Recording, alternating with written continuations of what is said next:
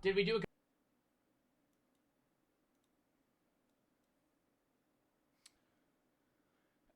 Hello, everybody, bloody good. How's everybody doing on this fan Sunday, everybody? Chat, it is a full react day today. Live a little bit late, actually. I know I normally go live at 2. I said I was going to be live at 1. Woke up late. My bad. Still wanted to get some shit done before stream, so I just wanted to go live around 2. But it's probably going to be a 4.5 hour stream if I had to guess. Bit shorter than a regular one now. I always say, 4 hours is regular, but I feel like I normally stream like 5.5 now. So I would say this is a little shorter of a stream today. It's going to be a full react day today, though. Got a lot of videos. We'll run through them in a minute here. Tomorrow, I'm going to be doing Resident Evil or continuing Resident Evil Requiem. Hopefully getting like really far into the game so we could beat it Wednesday. I'm going to be probably live tomorrow at like 3:30. We're going to rip Resident Evil for like 4.5 hours straight, and then we're probably going to do a yap session with Adapt at the end of stream. Tuesday, I'm not live. Wednesday, we're going to be probably finishing Resident Evil and doing random games. Thursday's actually going to be a react day because Friday, I'm not live this week. And then Saturday's going to be random games like Drain Sim, other random shit. And then next Sunday's going to be reacts in a Rainbow tournament. At some point, we'll practice for the Rainbow tourney because I haven't played Rainbow in 6 months, but I don't know when the fuck we'll do that this week. And then outside of that, F Cancer, we have a charity stream for March 20th, which is not next Friday, but the Friday after that, so like 3 weeks away.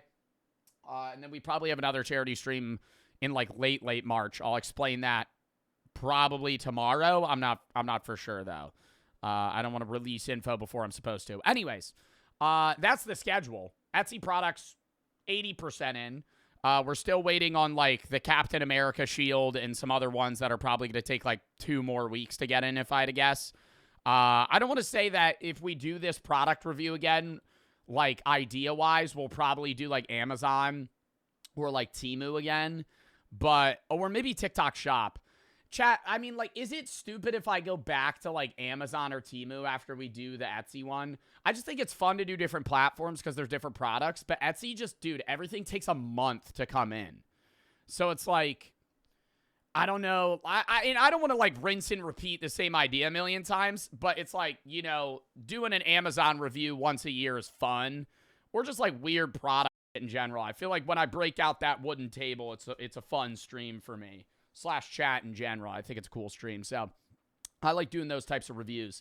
I just think, like, if I was going to redo one of them, I would probably do Amazon or Temu again. AliExpress, that's another problem. AliExpress, Alibaba, like, all those are going to come in fucking, dude, weeks, like a month plus. I actually thought we were going to have that problem with Temu. And I'm not trying to glaze Temu right now, but to Temu's credit, bro, when I did that review, all those products were in like 2 weeks. Even the weird ones. And some of them, you know, were like broken or I had to put them together. But, I mean, I don't know. It was just TikTok Shop. I could do TikTok Shop. I don't know how long the delivery times on TikTok Shop are. I've never ordered off that. If I do TikTok Shop, I feel like I would have to get like Grandpa's Weeder. Something like that. I don't know. Is TikTok Shop really worth it? Because I know TikTok Shop's like its own shopping platform now. But I feel like anything on TikTok Shop, you could also get on Amazon. Like anything.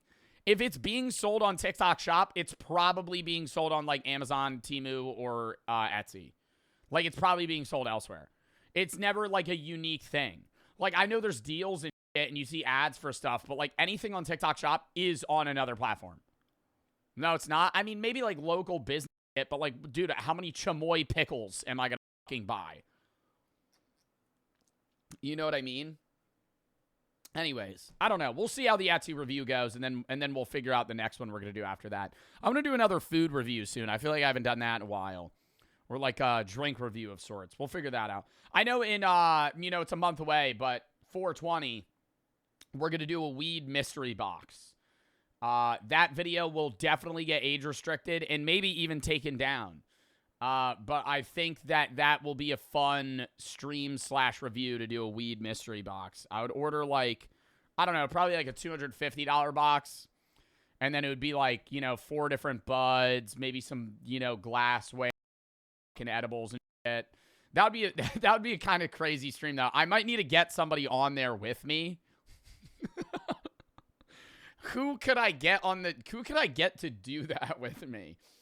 I don't know, cuz if I open a weed mystery box and I have to like taste test like 9 different variations of weed or 9 different strains, I feel like I would be so high. Chris can't get high. Chris has gotten high on stream before. Bro, I don't know anybody that's like, that would fly out, that would willingly get really high on stream. Jinxie wouldn't do it. Maybe, yeah, Sketch. Like, doesn't Sketch not smoke anymore? Like, it's just, bro, most streamers, you got to realize, chat, most streamers do get high, but not on stream because the amount of streamers I've talked to that have said, like, getting high on stream makes them anxious. I don't give a fuck. I think maybe when I started, it used to make me anxious. Now, Goblin, Queso. You think Queso smokes? I feel like there's a slim chance Queso's a big Zin guy. But I think there's also an equal chance that Queso doesn't drink or smoke or do anything, for that matter. Does Queso ever talk about that? I don't know. Oh my gosh. Excuse me, sorry. Milkman, I think I'm gonna have to refund that quick twerk right now, buddy. I think I'm not about to hit a quick twerk right now. Can we get a refund on that? Anyways. Steak, Snoop Dogg. Yeah, let me hit up my boy Snoop Dogg real quick for a 420 stream. Now, I'll probably rip it alone. That'll be the funny part of it. We would do it on the back end of stream, and the stream would end when I get anxiously too high. I think I could do it. Chat, it would be a waste of weed, and that's what's gonna piss people off. Like, I could do a weed mystery box and try like 9 different strains, but I would only be able to take like 3 hits of each. So it would be a taste test, because the problem would be like, if I would probably try to get like cones or something that are like, what's the smallest cones they make? Like 0.75? Maybe they probably make half cones. Like half-gram cones. I could do that and then just smoke those. I don't know. We'll figure it out. I still have to figure out where I'm going to buy a weed mystery box before. I just remember last year, it was after 420. I had found weed mystery boxes. And I was like, damn, I should do this for next year. Because it would just be fun. Because every other 420, I just get really high and play video games. Actually, no, last year we just watched a bunch of vape reviews from that one girl. She'll go like, she'll taste it and she'll be like, I taste the strawberry. We did that, and then, I don't know, we were just doom scrolling YouTube. That was crazy. Anyways, we do need to plan another high driving stream or something soon. I feel like I haven't done the behind the wheel stuff. Not actually driving, the sim driving wheel. Anyways, let me read down those and we'll get into the reacts. Pinks, thank you for the 3. Opinion on people who say pre-rolls are for late.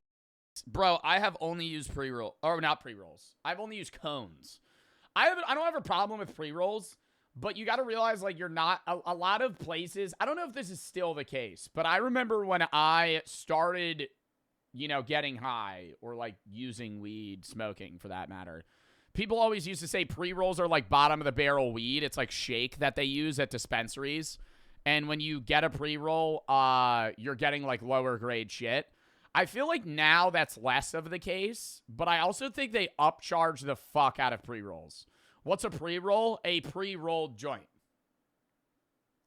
So you go to a dispensary and instead of buying bud, you just buy 3 1.5 gram pre-rolls. They come in these glass tubes or like plastic tubes and they're ready to go. But they just cost so much more. So I just don't think it's worth it in that sense. I don't think they're for pussies. But, I mean, I've been called a pussy for using cones. That's what I thought you were saying. Because people are like, you got to roll your own joints. What is this, the fucking 1980s, dude? Jesus Christ. I order a fucking 100-pack of raw cones on Amazon. I'm fucking set for the next year. What the fuck am I buying papers and licking it? Oh my God. Oh my God. And then I gotta buy filters too if I want them. Brother, I'm just gonna use a fucking cone. And then on top of that, if you're real bougie, you could fucking get a machine where you put the cones in and then you put in the weed and it grinds it and fills it for you. Like, what the fuck are we doing? I think people say that though because it is like, some people would be like, oh, it's therapeutic to like roll a joint. Like they like the process of rolling a joint. I'm not judging that, but I'm saying don't call people pussies that use cones. Pants and Moldy for the sub. Nah, thank you for the 5. Keep up the great work. Thank you. Shifted Soggy for the sub. Cap, thank you for the 5 or 3. Once GTA 5 story mode, probably closer to GTA 6 release. I will play GTA 5 story mode before GTA 6, but that'll probably be like August. Isn't GTA 6 dropping in November? I'm probably going to play it like not right before, but like 2 months before I'll probably start it because it'll probably take us like 8 streams to beat the fucking game because the GTA story mode's pretty long and there's a lot of side shit. Eggster, thank you for the 10 gifted subs. Thank you for the sub. Thank you for the 10 gifted. Lauren Schiff for the sub. Big stuff for the 3. Chuckles for the 3. No offense. What is the point of channel points if you just say no to them all the time? The point is to spend the points to make you do shit, Joe. Yeah. You're right.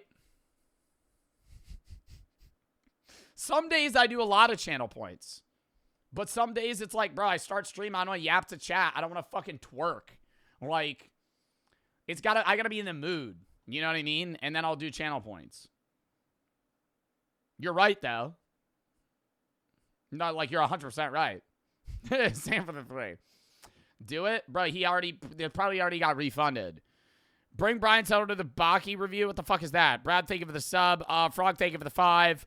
Fan art, made some fan art. Still good appreciation for the hard work. No, might be a lot to handle everything in your position, but everything. Truly appreciate your dedication to everybody. Everybody you make smile. Thank you so much for everything you do. Well, thank you for the 5. I appreciate that. Cos, thank you for the 1,000. But he's doing Brooke High stream for all of us. With girlfriends who love Brooke. Sin, thank you for the sub. Opossum, thank you for the 5 gifted. I would have to plan that out with Brooke. But I'm not opposed to it. Smoking and Raffish, thank you for the sub. Jay, Loose, and Dread for the sub. Possum, thank you for the 1,560 bits. Currently in the bathroom. Would you ever do a vlog content ambassador to animals if you got invited to a wildlife group? Yeah, probably. But not like an IRL stream. I don't really IRL stream. I'll do a vlog, though. Ginger TB and Banana for the sub. Spicy Turk for the sub. Sector Pew. Gun Spicy. Plan Boop. Jaden Pat for the sub. He, thank you for the 3. What about fan mail? Hell no. Verpin and Low for the sub. Vertex, thank you for the sub. Cos, thank you for the 1,000 buddies. Craigslist review, hell no. Stay in the Magic for the sub. Prime and Dirty for the sub. Devour for the sub. Angel, thank you for the 3. Party last night, got drunk. Home at 4 a.m. Still feel drunk. Help me. Well, you probably still are. Bruce and Shu, thank you for the sub. Sarah Meow and Zach for the sub. Parsley, Femboy, Shrek. Okay, thank you for the 3. Broke up with my ex who cheated on me 3 times. Does it get easier? Yeah, over time. You got to move on from them. You got to give it time, though, man. I mean, you just broke up with them. I'm sorry that you're going through that, though. Chucky and Extra for the sub. Smoggles, Kev, Machine, Naz, Nug, Salt, Ghost for the sub. Terrible, Moody, Hayes for the sub. Plus, Pixie for the sub. Watch, thank you for the sub. Dub, thank you for the 3. Laurel for the sub. HX, thank you for the 5. Gifted Drizzle for the sub. Okay, thank you for the 3. Just read that. I feel empty.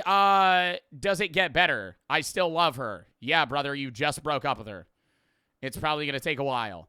Eggster, thank you for the 10 gifted subs. Thank you for the sub. Thank you for the 10 gifted. I mean, it's just a fucking moving on process, man. Focus on yourself, hang out with friends, give yourself time to move on. I'm sorry I'm giving you a cookie cutter answer, man, but it's like every day I usually get like 4 or 5 people saying they broke up with somebody and what do they do? I can't really help you outside of saying, man, it's just going to take time to move on. You can't really, fast track that shit. Mac for the sub. Stop talking to them, though. Remove them on everything. That's a way to prolong not moving on, is by fucking speaking to them still. Given the chance that you could do track again with 0 issues, no COVID-19, no injuries, would you go D1? Yes. Not a good D1, but I would have gone D1. I had been talking to like higher D2s and shitty D1s when I was in high school. Because my times weren't great. Like, some people will be like, bro, your mile split's ass. And they'll be like, shitting on me. I'm like, bro, that was my sophomore year. I only ran sophomore spring track and then winter junior year. Like, I think I ran like a 7.8 55 hurdle, which like isn't bad. Like, that's enough for me to go like shitty D1.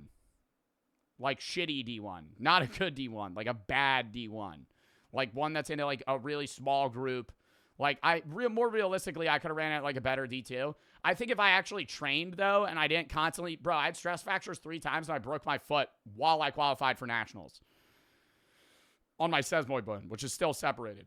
I'm not going to sit here and be like, if I hadn't thrown my arm out, I would have gone pro. No, I would have never gone pro. Like, I was never good enough to be at that extent. But I think if I had never gotten injured, I would have been good enough to go to a D1. Like, I think if I was running without injuries in high school, I think the best time I would have ran in a 55 hurdle was probably like a 7.6. And I think I probably could have ran a 60 hurdle, probably, I don't really know. I only ran the 60 hurdle like once, probably like a 7.9. In a 110 though, I think I could have ran like mid 14s. Chris for the sub. Dep, thank you for the sub. Loris for the sub. Mid 14s. Did you only do hurdles? No, I did high jump too, but that was a little on the side. I think the highest I jumped in like a regular like meet was like a 6'2", but on record it was just 6 foot. I would jump as tall as I am. Lauren, or Laurel and B Sam for the sub. Luca for the sub. Moldy, thank you for the 5 gifted. Sis for the 3. Get one hitter for the weed mystery box. That's actually smart as fuck. Moldy and Pants, thank you for the sub. 9, thank you for the 5. Keep up the great work. Oh my god, actually for the weed mystery, or for the weed review, I'd probably use my volcano. Ham for the sub, Cat for the 5. Kondo and Own for the sub. PR and Laurel for the sub. Musin, Tom and Duff for the sub. Godzilla for the 3. Sent a bunch of selfies to my teacher and got drunk. Hella weird now. What do I do? Why do you have your teacher's phone number? Echo Pass and Hunter for the sub. Eggster for the 1,000. But he's Chloe for the sub. Moldy for the 5. Love everything you do. Got the Carpe Diem shirt. Hoodie for my girlfriend. Loves it. W girlfriend. But for real, thank you for what you do. All you do. Love your shit. Thank you. And thank you for supporting the merch. Chloe for the sub. Reggie and Plus, thank you for the sub. Cayman and Kondo for the sub. President for the sub. All right, yo, lock in, chat. You ever do distances? No. I used to cheat that shit in high school. We would do a long, slow distance, and we were supposed to, so, like, say this was our, wait, actually, let me, like, go on, like, paint. We had a route that we had to run, and, hold up, let me make sure this works. How do you undo?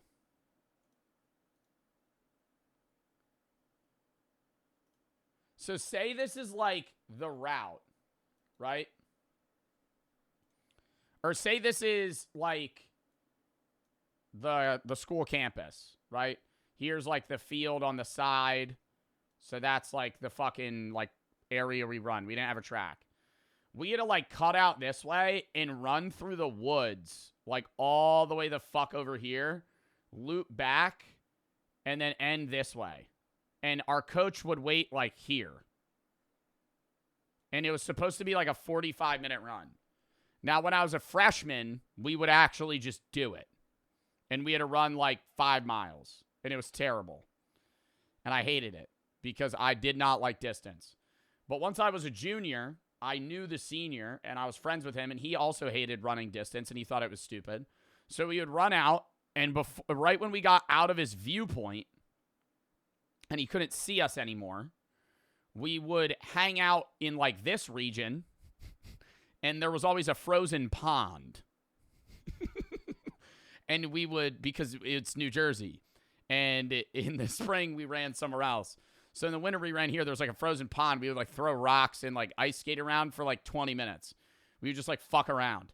And then we would run back this way, like, dart around. Or we would dart around this way and then run back over here like we did it.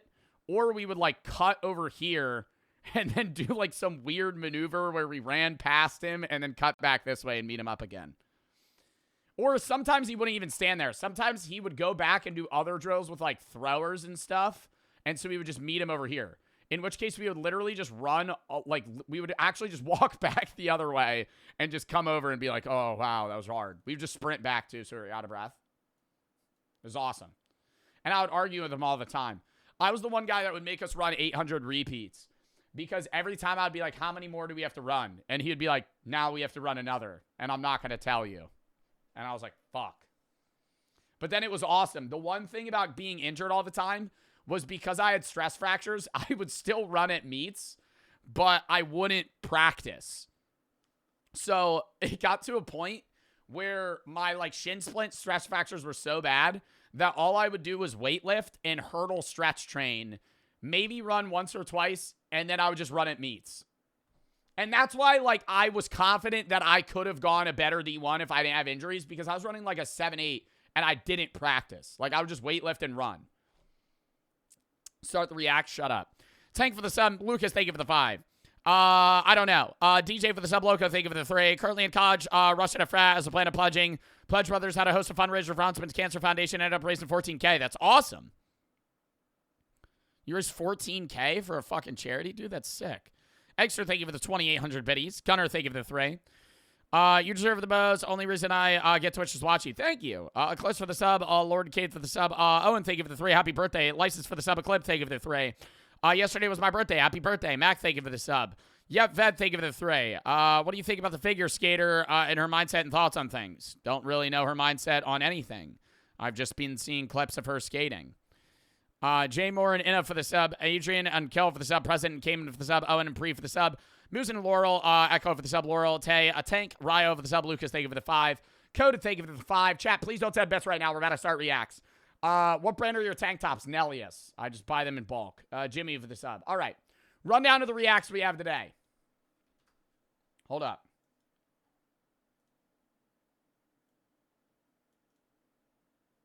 Okay.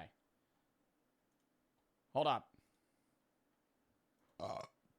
Oh, gosh. Oh, my God.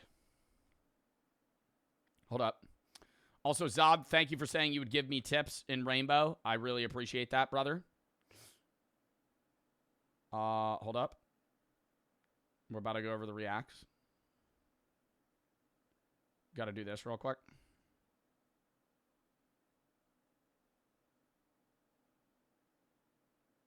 Okay. Lock in. Does Joe read bits? Brother, I just read every bit down now. That's why I was saying don't send bits right now, because I'm going to be able to read them. All right. Code, thank you for the 5. Jimmy and Axe, thank you for the sub. Run down to the videos we have today. We're probably not going to get through all of these, but I think we'll get through most of them. Joe Bartolozzi But Animated. Somebody made this 7 days ago. CTNTM. We're going to watch that. The Apocalypse has a VIP section now. Casually explain Wall Street bets. The mystery of the world's strongest drug. We were going to watch this yesterday. Ended up cutting it for today. The internet didn't fall. It was taken, same thing. And then Bridge Kids came out with a new fucking video. Love Bridge Kids. Great cartoon. So we're going to start it out, chat. Lock in. Lock in, lock in, lock in, lock in. W lineup. Did we do a good job? Yes. Am I going to smash it? Yes. Jarvis. It's like a Pop Tropica animation. Open the mask. This is like my most popular clip ever. And it's not even close. And I remember I didn't want to buy the Iron Man helmet. Because it was like fucking $400. How? I don't know. Me fucking with the Iron Man helmet is my most popular clip ever. It's pretty cool, isn't it? It's you raging at party animals. Zod, I'm not talking about Twitch clips. I'm talking about what the most viewed thing I've ever made is my Amazon review Iron Man thing. Nobody watches Twitch clips. Like actual Twitch clips. Like when people clip moments. Nobody watches those. Whoa. Did she have a bad day before?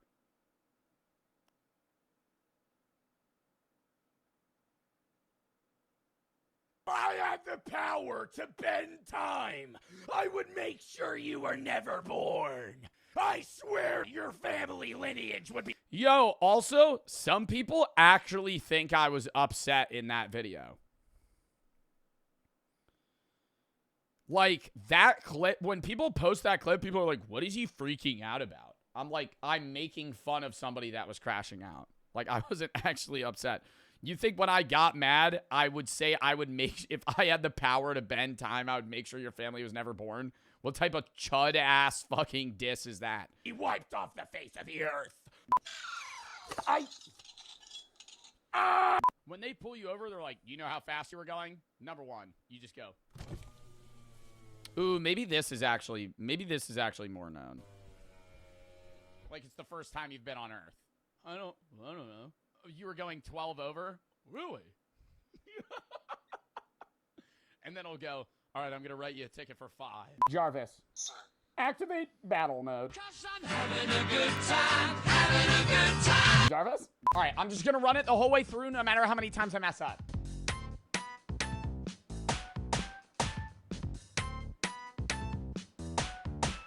Helen Keller would piece you. Helen Keller was both blind and deaf. She could not play this game. She physically could not play this game. It's impossible for her to. Jarvis, open the helmet. What are you making a noise? Do you know where I could acquire some marijuana? Yeah, sure. How much you want? I don't know, maybe like what? I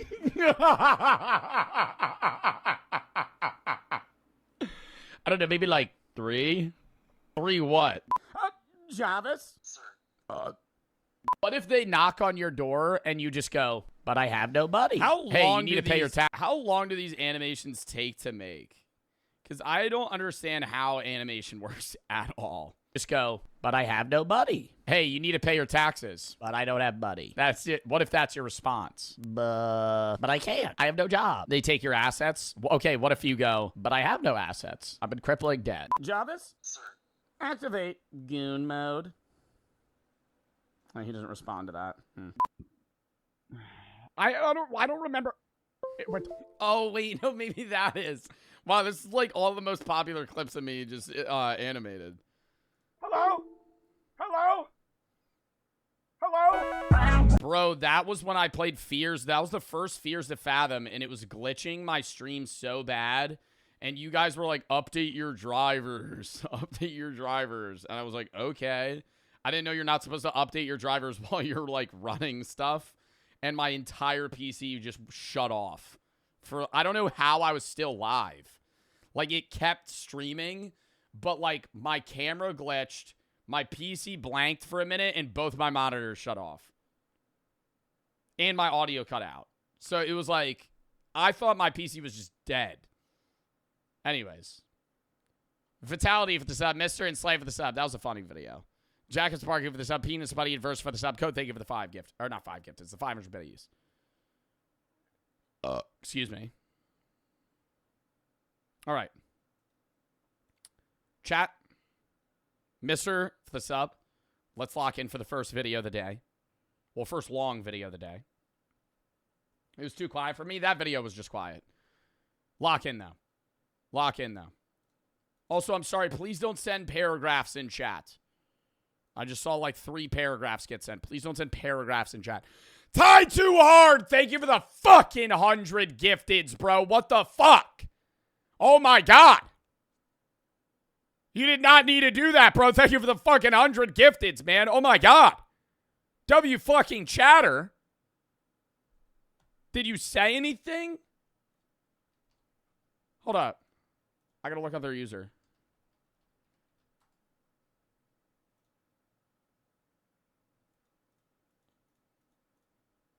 Big fan. You helped me through dark times and made me realize I need to start therapy. Oh, I already read that. That was like a week ago. Well, thank you for the fucking gifteds, bro. And I hope you're doing all right. Thank you for the fucking subs. Oh, my God. Bet for the sub. Sway for the sub. W fucking chatter. Thank you for the 100 gifteds, Ty. Ty too hard? Is your name Ty? I'm assuming your name's Ty. Thank you for the fucking gifteds, bro. Holy shit. W fucking chatter. Thank you for the subs, man. Jesus. All right. Wow. You did not need to give 100 subs, bro. That's awesome. The Apocalypse has a VIP set. Bro, I just said please don't send paragraphs. And yeah, time that guy out. I'm sorry. I know most of the paragraphs that people spam in chat are nice paragraphs. It's just like, hey, bro. You can't spam paragraphs. Even if it's a nice message, that doesn't mean that you void the spam rule. The spam rule exists whether it's a nice message or a mean message or a neutral message. If you spam 9 sentences in chat, you're getting timed out. X and RE for the sub. Lop, thank you for the 5. Love your content. What's your opinion on League? I mean, I've talked about League before. I think ARAM's fun. I just don't personally think League's a game I would be into. I don't really know what to say about it. Sway and Bev for the sub. Nicholas for the sub. I understand why it's popular, right? I can understand the appeal of the game. but I don't think I would ever be so intrigued into the game that I would put like thousands of hours into it. Jaden for the sub. Nicholas for the sub. All right, lock in. Chat, lock in. Time that guy out or ban that guy. No, actually just start. No. Zod, that's a ban. McChunky and Zod, that guy, that's just spamming. Okay, see, let's do a little mod. Let's do a little mod boot camp here. This guy said, what if I said a paragraph? If I said the N-word, would I be banned? And then he typed this. We time him out for 10 minutes. That's an instant ban. That is an instant ban, right? He says, would I get banned if I said the N-word? Yes. Yes. And you asking that alone is already a ban. I hope you know that. Because, like, why are you asking that? That means you want to say the N-word in my chat. And then also, just like anybody types this, just ban them. Let's just start fucking ripping bans on people, right? Because I think part of the problem is we constantly throw chat and sub only because there's so many shit-ass follower chatters. And the subs are good chatters 99% of the time, not all the time. Whereas, like, the followers, there's, like, a good 15% that suck, right? Let's just start banning them. Just start banning those motherfuckers. Get them out of here, right? Because eventually, follower chat will be okay. So whenever we're in sub, when sub-only mode, it's fine, whatever. When we're in follower-only mode, it's usually during React days if we're being fully transparent. Because all the fucking, I said this yesterday, so many more people pop out for React days. Right now I have 12K people in chat. On a gaming day, tomorrow when I play Resident Evil, I'm going to have 6K people in chat. It'll be half as many people, right? So it's like everybody pulls up for a React day, and then they just go, I'm going to be annoying as possible. Bye. 2K for the sub. Bailey and Og, thank you for the sub. Bubba K _ Fredo, Ice, and Jaden for the sub. All right, yeah, lock in. First video of the day. Apocalypse has a VIP section now. Me, New Year's Eve, 1999. Hold up. This is me, New Year's Eve, 1999. Hopped up on Shirley Temples, waving at my uncle's camcorder like a little... Yo, Shirley Temples were the equivalent of what weed is for me now when I was 8. Like, the hype that I felt in my body, in my mind, when somebody said, we have, like, if I was at a restaurant and they were like, we have Shirley Temples, I was like, really? And then the lady would go, yeah, I could also give you some maraschino cherries. I'd go, really? What about a root beer float? Ooh. Oh, you said just root beer. No, root beer float, actually. Root beer float was like crack. Maniac. But behind this wholesome family moment, I heard a lot of the adults whispering about Y2K. Y2K. Y2K. Will the Y2K computer bug bring about Armageddon? Yeah, all the smooth brains. All the smooth brains in 1999. Yeah, dude, the year 2000, all the PCs. What's going to happen? We've never, all the computers are going to glitch out. They're not going to know what to do. Flashlights, batteries, sleeping bags were flying off the shelves. The end of the world as we know it. I remember thinking, why are we here if the... I would have felt, well, I mean, I was alive. I wasn't alive for Y2K, but I was alive for the Mayan calendar. If I was older, I would have been a little suspicious about the Mayan calendar, I must say. That would have been, wasn't that 2012? Was when the Mayan calendar ended? world is supposed to end. It introduced me to a thought I think we've all had. Ralph for the 200 fucking subs. What the fuck? Ralph Vander Linden, thank you for the 200 subs. Don't give any more. That is so many subs. Please. What the fuck? 200 gifteds, bro. I forgot they even added that button. That's fucking crazy, dude. Ralph Vander Linden for the 200 fucking subs. Thank you for the fucking gifteds, bro. Game Sect, Land, and Clay for the sub. You thank you for the 3. Any tips for Thor on Marvel? F. E. F. Right click. F. Dash, grab, pull them to your team. That's it. Ralph, thank you for the 200 subs, though, bro. Oh, my God. Swaggy and Lil, thank you for the sub. Urban for the sub. Damon and Will for the sub. Shani and Z for the sub. Shadow and IRS, thank you for the sub. Yo, Ralph Vanderlinden, bro, thank you for the fucking 200 gifteds. If you were somebody in chat that got one of the fucking 200 subs, thank Ralph for your fucking sub. Because that shit's crazy. Thank you for the gifteds, bro. See if they said anything. You're fucking helping me through a lot. Well, dude, I appreciate that. You know, I'm glad I'm able to help you. You do not need to give 200 subs, though. That's fucking... Dude, genuinely, I appreciate that so much.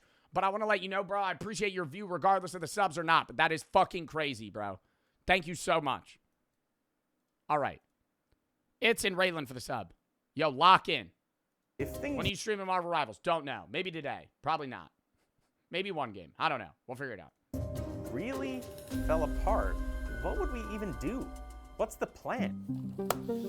Y2K reintroduced a Cold War era prepping mindset to a lot of people. But prepping was... Yeah, an actual, dude, literally, you know what I hate about people that, like, whenever there's a natural disaster coming, everybody just go, natural disaster or, like, threat of doom or war, the first thing people go is, I gotta go buy milk.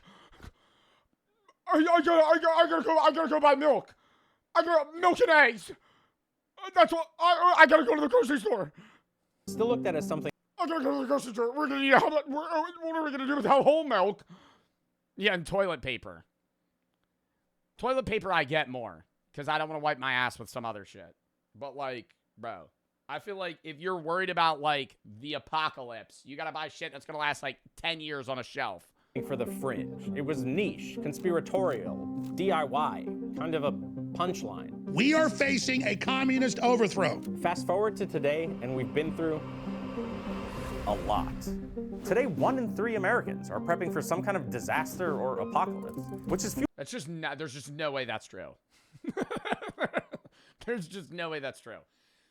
Over 300 million people. Chat, who here's preparing? Who here's parents are preparing for the apocalypse? Take it out of somebody. Actually be honest here. One in the chat if your parents are actually preparing for the apocalypse. I know you're not. Why is everybody saying me? What are you guys doing to prepare for the apocalypse? Actually, nothing. Literally nothing. Literally nothing. Buying a can of corn. It's gonna help you. I just think, like, doomsday prepping is all or nothing. If you're a doomsday prepper and you don't have an actual bunker, why are you prepping? What are you prepping for? We're fucked, right? Because it maybe the apocalypse you're prepping on, like, if you think the fucking zombie apocalypse is going to happen, you don't need a bunker, sure. But, like, if you're prepping for nuclear war and you don't have a 300-foot deep nuclear bunker, give it a rest, buddy. I'm fucking staring up at the nukes as they come down before I die, you know? I'm not sitting here saying I want that to happen, but what are you prepping for, bro? You're cooked. You're cooked. Unless you live in Iowa, hundreds of miles away from fucking, nuclear warhead center, you're dead, right? Like, what do you mean, oh, I have a whole basement full of non-perishable goods. Yeah, for the fucking rats to eat when you're dead. And the cockroaches, because you're not going to fucking be here. You're going to be incinerated. What is now an $11 billion industry. I'll hide in a fridge. Myth. I know it's in the Fallout show, and that's how the one guy survives a nuke. Not true. You actually die quicker. If you're in a house fire or anything where there's a large amount of heat or blast radius, you die faster in a fridge.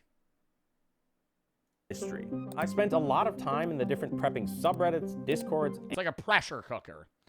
Mystic, thank you for the 50 energy pennies. I want you to go to YouTube. Best friends become strangers. You said think about close people pass away. Never people forget. My grandpa passed away young this year, and I'm still having a hard time accepting it. I don't mean to send this long paragraph. I want to say thank you for something that since some people just don't know. Well, I'm glad I'm able to help, but I'm sorry for your loss. Rip in the chat. Nick for the sub. Ty Spritz and K9 for the sub. Stormy and M Hill for the sub. PC and Bunny for the sub. Astro, Raylan, It's, Blue, Taylor, Swaggy, Lil for the sub. E for the 3. Ricardo, Sky, the Zoink, a C, thank you for the 5. Grandparents have a ton of meals ready to eat. Guns, ammo, no homes in town I live in have basements. I wouldn't call them doomsday preppers, but they want to be prepared. That's different, right? Like having MREs and guns, that, like, I feel like that you're preparing for, like, a government overthrow, right? Like, Like, the way that you're describing it is like you're preparing for like a home defense situation in a scenario where there's going to be people that are, overthrowing the government and there's full collapse and now it's like every man for themselves. But like, I feel like the most likely doomsday is nuclear war. And in that sense, it's just like, why even prepare? Unless you're Mark Zuckerberg and you have a fucking $1 billion vault. Like, what are you doing? See a bomb, cool, advice for the sub. Fawn and Ricardo for the sub. Especially depending on the state you live. I think there's a point for preparing for the apocalypse if you're far from a military base in like the Midwest. But like, if you live in anywhere in the Northeast, you're dead. If you live anywhere near a big city, you're dead. Like if you're like, I'm a doomsday prepper and you're 50 miles away from Philly, New York City, Miami, Austin, Dallas, fucking anywhere like that, Denver, dead. You're dead. And blogs to learn about the community Because they're bombing those places. DC, yeah, dead. and their mindset that's really driving this industry. There's a product for almost every imaginable scenario, from relatively affordable basics. What about Maine? Is there a military base near you? If so, dead. Dead. Not living. Angela's, thank you for the sub. Vice for the sub. I'm saying in the actual like scenario where nuclear fallout causes a doomsday scenario where like the entirety of the world is like trying to survive and we go into like a nuclear winter, you're fucked. You're fucked. I have a gas mask. I have a gas mask. Oh great. That's awesome. All the way to this. And you're saying that there's a bunker behind this. That'll keep you alive. That's what. But see, yo, look. Hold on. Affordable basics, all the way to this. That motherfucker's a multimillionaire, right? If you live in a house like this, okay, now we're getting somewhere. Now already you have a net worth of $100 million, and you live in the middle of nowhere in fucking like whatever state this is. And you're saying that there's a bunker behind this. Yeah. How much does that bunker go for? This one's about $600,000-700,000.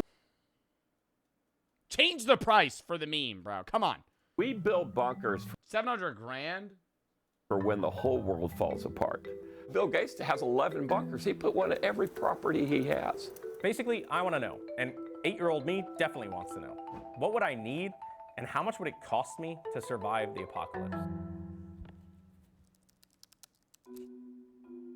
Yeah, when you're starting off, you definitely want to keep preparedness simple. A lot of people just gravitate towards guns and ammo, but the focus should be on water, food, and electricity. Bro, the way that I'm seeing it is I feel like most people prepare for like a 3-month stand, right? And then you're killing yourself in your bunker, right? Like that's how things are going, Like if nuclear fallout happens and you have water, yeah, you're focusing on a water supply, limited. Food, limited. You have a 4-person family, cooked, right? Cooked. Dead. At that point, you got to make the tough decision.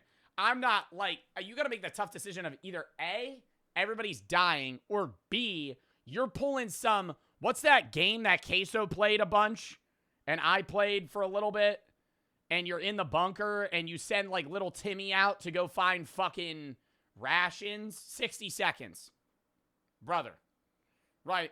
Just like the thought, like if you're in a bunker with 4 people and you got, say, 6 months food supply for all 4 of you, you cut out 3 people and now you got 2 years, I'm not saying you kill your family in this situation, but I'm saying like, why prepare for the apocalypse if now you're putting yourself in the even worse situation because now you're trapped in a bunker with your family and you're starving to death versus just getting wiped out in the nuclear blast. I'm taking the nuclear blast. What did I join into? Yeah, or you just start eating each other. Like, oh, God, no. Products fall between $0 and $100. For water, there are things like these 60-gallon bladders, water purification tablets, and personal... You had your friend over when the bombs hit? You guys are in the bunker together. You got to make the tough decision. Do you eat Timmy? You know, family first. So it's like you and your friend John. Now John's in the bunker with you. It's like, hey, John, we didn't really plan for you to be here. Water filters, You're also about $1.80 and pretty lean, man. That's a lot of calories. like this life straw. Now, I could potentially chop an arm off, you know. Heal you up. God damn. You know when your vape is clogged? For food, I can of course buy... On God, that's relatable. You know when your vape is clogged? For food, I can of course buy... Vape's clogged, you suck really hard and put your tongue in it.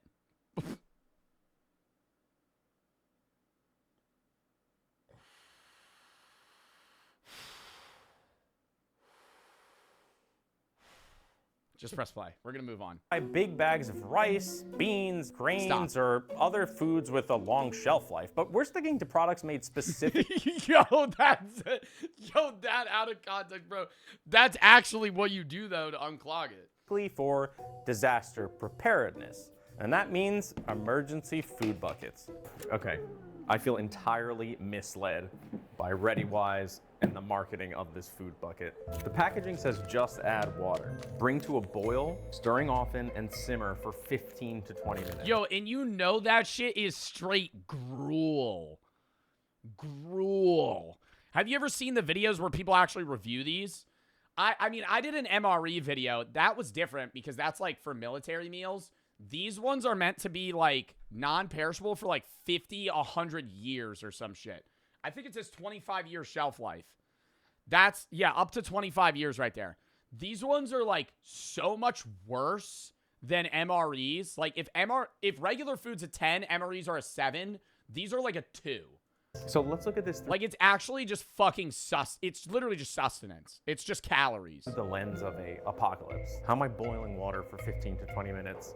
Now I have to build a fire in my backyard? I think this is the perfect example of... Or in a bunker. Now you're building a fire in an open bunker because you don't have electricity. Misleading marketing in the doomsday prepping industry.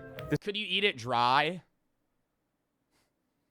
Like you have like ramen, but like no water to like cook it in? This is what we're living off of during the apocalypse. Powdered milk, orange drink mix, and vanilla pudding. ReadyWise, count your days, motherfuckers. Outside of food and water, there are a few other basic prep items you'll find in this price range. A solar rechargeable flashlight, an emergency radio with NOAA weather alerts, there's a reusable respirator, and a magnesium fire starter. So far, this is how much I've spent. There are also survival kits you can buy in this $0 to $100 price range. This one has a lot of the things we just went through, with some... What are we prepping for? A fucking an expedition reset? Like, I don't understand. Like, all infrastructure to be wiped off the earth? Now I'm going chopping down trees again? Brother, what's happening? There's still stuff, like, what are we preparing for? I don't understand. A respirator? Was The Last of Us? Additional stuff. It's a good amount of stuff for 41... Are there mushroom spores fucking infecting me? I don't understand. What am I prepping for? World War III. We're dead.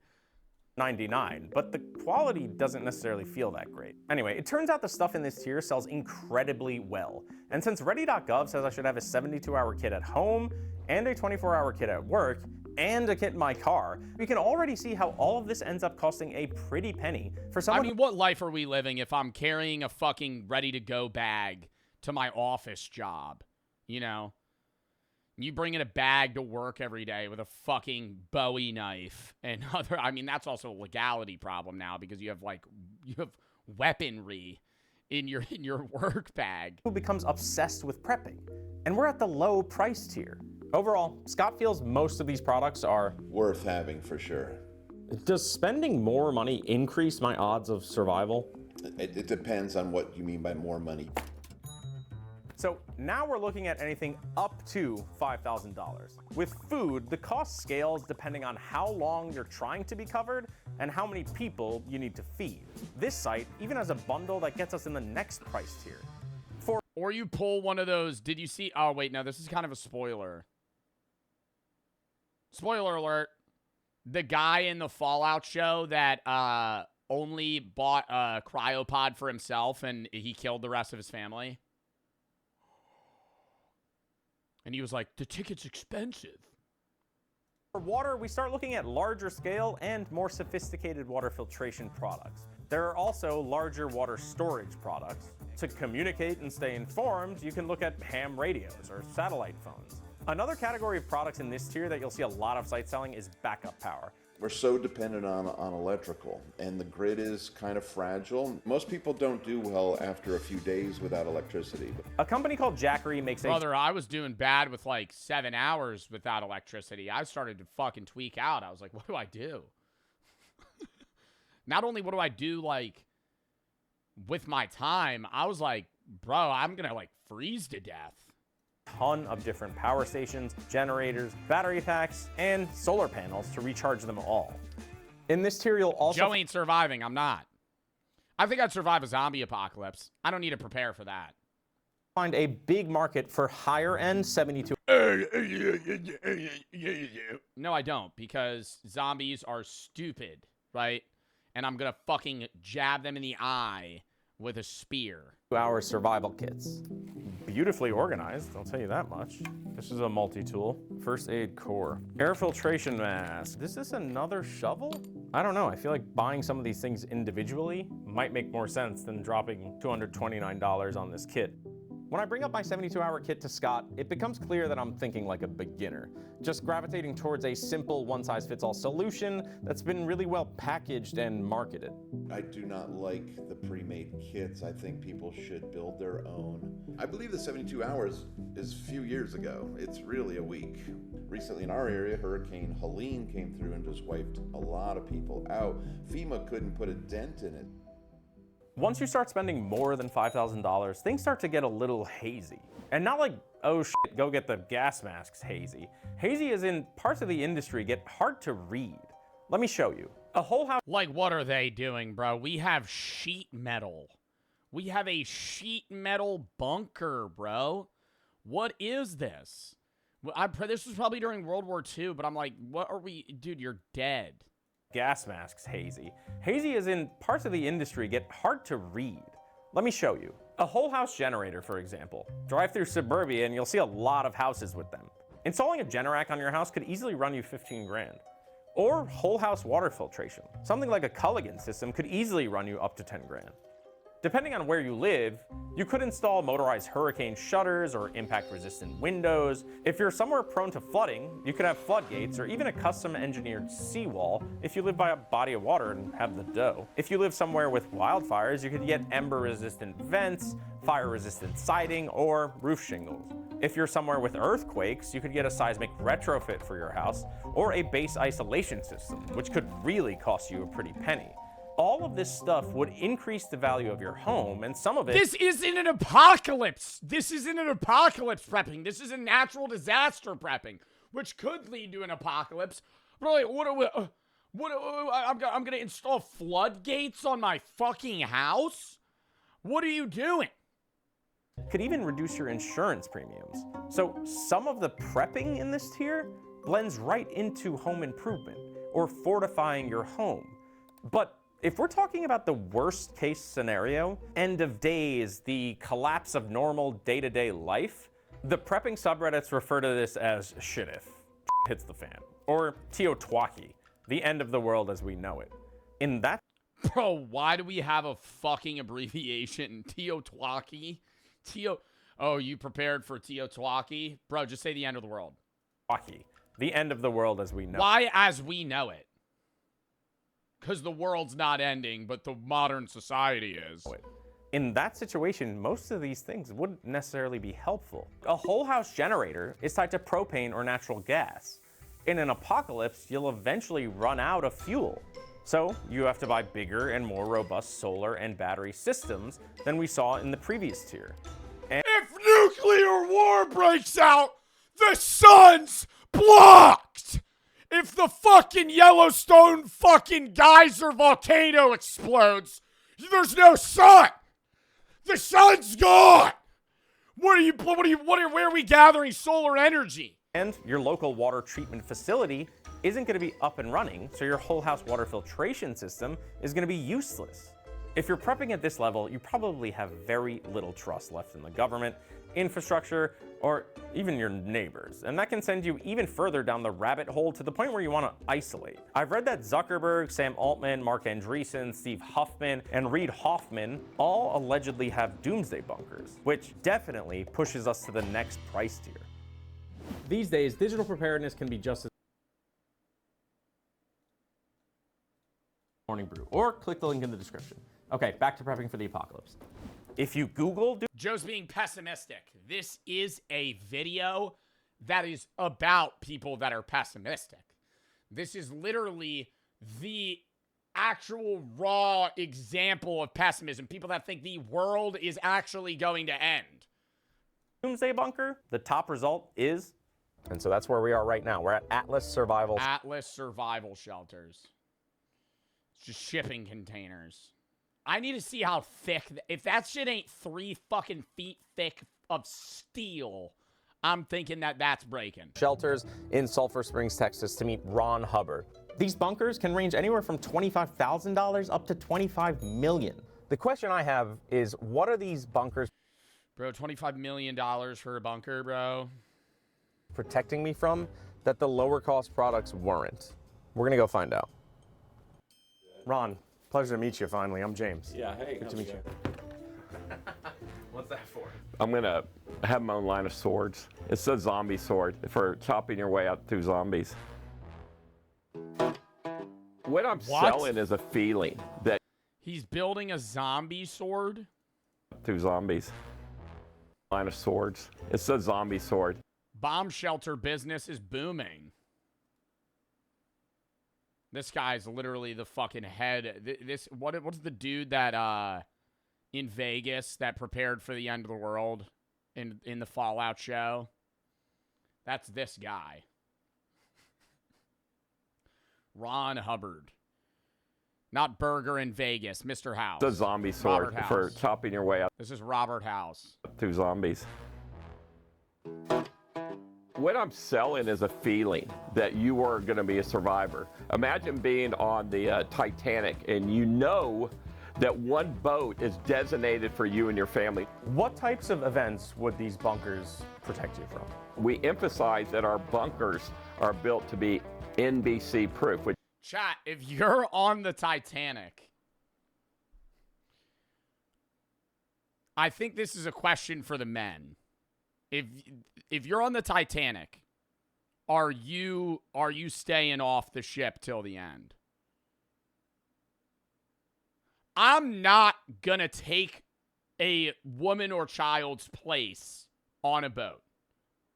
However, I'm getting off that fucking boat. I'm getting off that fucking boat. I don't know how, but I'm getting off that boat. I'm a minor, I would go first. Okay, let me say this. If in the Titanic, when the boats were sinking, I'm assuming the chatter that just said that you're probably like a 16-year-old man. You're not getting on the boat. They're kicking your ass off, right? If you walk up to the lead guy that's shuffling women and children onto the boat, and you go, "Well, I'm 17. Can I?" They're kicking your ass off, bitch. You got to find your own way off that fucking boat, right? Like you know what I mean? Like when they say like women and children first, they mean women and like toddlers.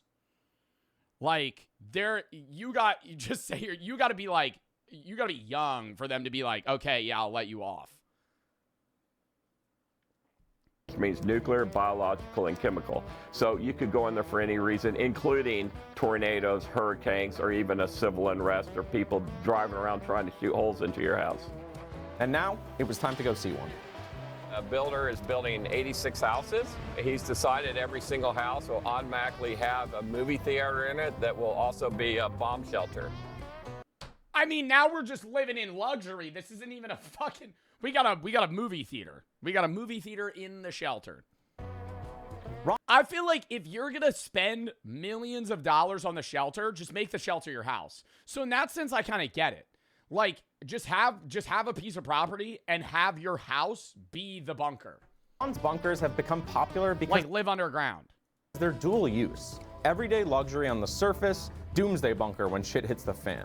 Let's go. Okay, so Ron had told me we were gonna see a finished $700,000 bunker, but unfortunately, that's not the case. He brought me to a new construction though, that's apparently gonna sell for $1.6 million. And part of this construction, right by that dirt mound over there, is a $700,000 underground luxury doomsday bunker. Let's go check it out. Can I say, shouldn't you put it a little more underground? Like, we're right on the dirt surface, you know? Is this the roof? I feel like it should be like, 8-10 feet under, like a little over the water table. $100,000 underground luxury doomsday bunker. Let's go check it out. Now, remember, I'm going to give you footage of a finished one that you Oh, can it's pretty deep. edit it in, okay? This one's got 9-foot ceilings. This is the stage that will go back in that corner. This is a gun cabinet. It's a remote control gun cabinet. This will come down. It's got a roll shutter. So this is a bunker man cave movie theater. This is the escape tunnel. This way, if the person in the bunker feels like they're worried about being trapped in the bunker, it gives them a secondary means of egress. What we have here is a full kitchen. You got room for a full-size fridge. You got granite counters, stainless steel microwave, stainless steel sink, plenty of cupboards and overhead shelving. Okay, so this is the one and only bedroom in here. There will be the NBC air filtration system will be mounted in this room. There's also a closet with access to the plumbing and all the water tanks. Custom built. Where's the room where they start eating each other after they run out of food? Is that also part of the man cave where they're watching Home Alone for the 15th time during the apocalypse? And there's no real relevance to those movies anymore because the world's ended.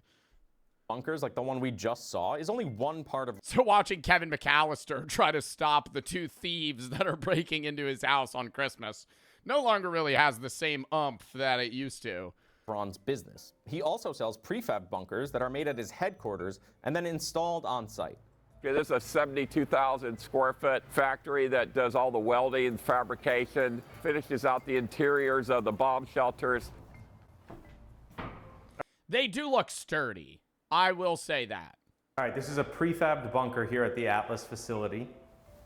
Not too bad. How would you describe your customer? I get a lot of people that are 55, 60 years old. They just sold their company. They want to Near the end days anyway, buddy. I mean, why are we even prepping? buy a ranch in Texas. And 60 years old? I mean, dude, the world ends. It's already, I'm just calling it quits there. If I'm 60 years old and the nukes start dropping, it's just, whatever. It was a good run. they want to have a secret bunker with a secret passage. Whoever's sitting in the White House affects the For their family? True. Valid point. So Trump is absolutely horrible for business because the customers that buy the bunkers, a lot of them are Trump supporters, and they feel safe with Trump in office. And he's not afraid to name drop. For Zuckerberg, for an example, it's not really any bigger than what I'm doing for the Tate brothers right now. I'm building them a 2,000. He's building a fucking bunker for Andrew and Tristan Tate. 300 square foot bunker in Romania. I just sold a bunker to one of Trump's right-hand people. I did 2 bunkers for one of his cabinet members. That's bad news. Pause. Why are we glancing past that? Hold up. Somebody that personally is a right-hand man to Trump's buying a bunker right now from you? That's not good. 6 months ago. Throughout this time that I've been here today, Ron's phone has been ringing off the hook. So clearly he's very busy. Yeah, hello? Atlas is Ron. As the fucking supreme leader of Iran and the Ayatollah just got murdered.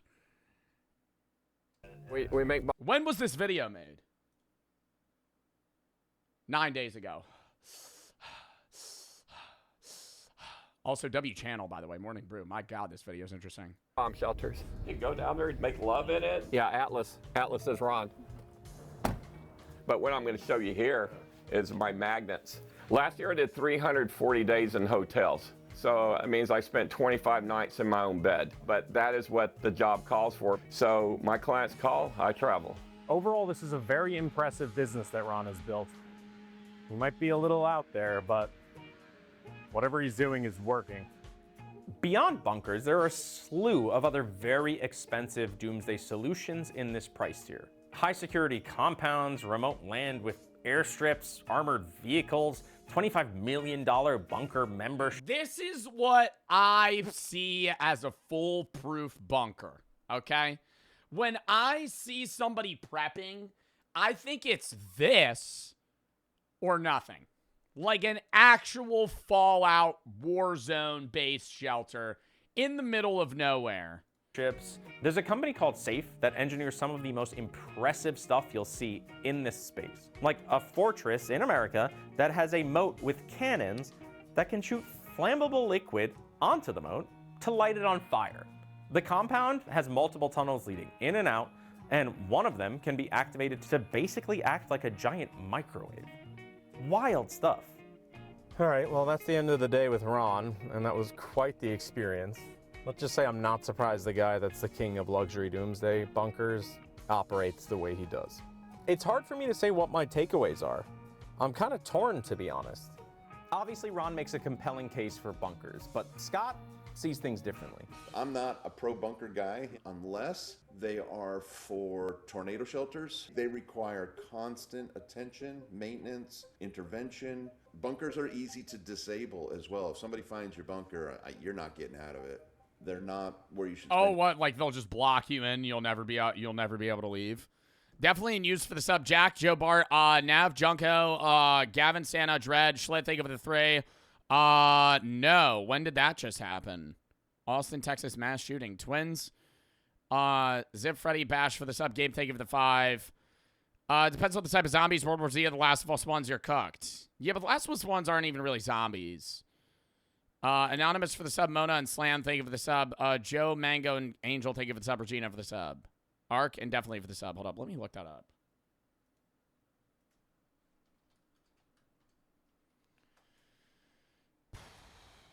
Shooting in Austin, Texas, West 6th Street. 3 dead, 14 injured. Oh, my God.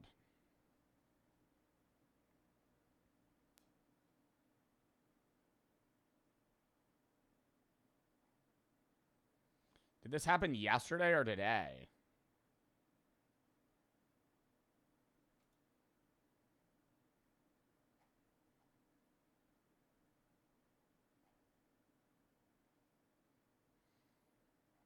It was a 53-year-old shooter. Wow. Rip, dude. Hold up.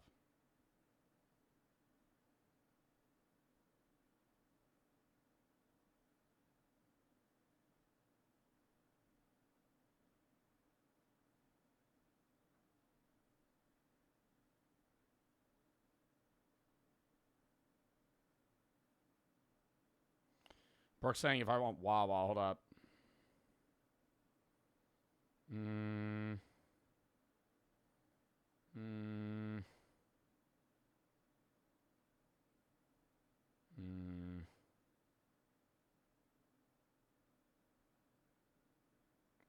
All right. Lock in. But yeah, no. I think this was today. It seems like it was this morning. Because somebody reported on it 8 hours ago as the oldest. That's very sad. Your money when it comes to preparedness. So why do you think people buy them and spend ridiculous amounts of money on them? Because they have ridiculous amounts of money to begin with. You've opened up a big can of worms here. Yeah, like why do they have like cubicles in this shelter? What are we doing on a fucking Mac on a Mac computer right now? To begin with, you've opened up a big can of worms here, James. So to bring it back to my core question, how much do you think it would realistically cost me to survive the apocalypse? About $1 million. No, I'm just kidding. So I don't think I could throw a dollar amount at surviving the apocalypse. So let's come up with a realistic scenario on how much it would cost to mitigate against that. Can we do that? My follow-up was, is that even a fair question? Okay. I do believe that you should prepare, that everybody should prepare for the scenarios that you've already seen happen in your life, the likely scenarios. So it looks like no amount of money will truly save me or you in an apocalypse or doomsday scenario. It might buy you time, it might make things a little more comfortable, but there's no product, bunker, or system that guarantees survival when everything completely falls apart. If I got that everything one guy, not Ron Hubbard, the other dude, seemed a lot more about like natural disaster preparedness versus actually getting ready to fucking survive a nuclear blast. plus the bunker, this is how much I would have spent. Overall, Huh? $739,000. I would have spent. Overall, I think the industry has seen so much growth because there's been a convergence of disaster preparedness and doomsday prepping. Disaster preparedness is backed by governments, insurers, and utilities. It's boring, practical. Doomsday prepping has always been culturally fringe. It's individualized, but climate disasters are more frequent. Somebody Power said, grid- why is a mod calling me the N-word in DMs, bro? You're a liar, bro. That is not happening. Ban them. If that is, send it to another mod, and they'll let me know. Capon 29 for the sub. Cam Trans and Screw for the sub. Darius and Ark for the sub. Using definitely for the sub. Joe Bart and Jack for the sub. Are less reliable. Insurance is retreating in certain areas. The pandemic was a wake-up call, and governments are increasingly telling people to be more self-sufficient in an emergency. Now there's a middle ground made up of average people like you and I who don't want to rely entirely on institutions, but still want to be prepared for when something goes wrong. How far someone goes and how much they're willing to spend is defined by how likely they think that disaster they're prepping for is, or how paranoid they are about it, if it's more on the extreme side. And yes, there are definitely companies and products that take advantage of escalating fear and paranoia. Like I said before, we have been through a lot, and we're all just a little bit more uncertain. So, in my opinion, prepping didn't really go mainstream. It just got rebranded.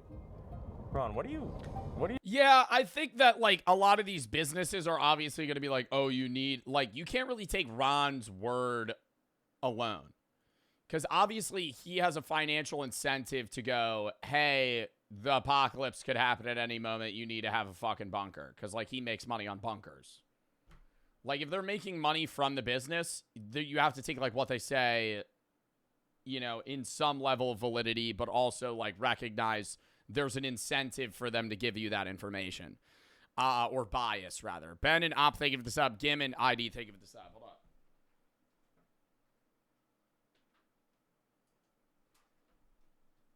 I always forget to turn on that LED. Shock and Bomb, thank you for the sub. All right, next video. Hold up. Excuse me. Okay. Locking, chat. Next video. JD and Rena, thank you for the sub. Shock and Bomb for the sub. Casually explained Wall Street bets. I have $100. Not anymore, you don't. Poof. On November 29th.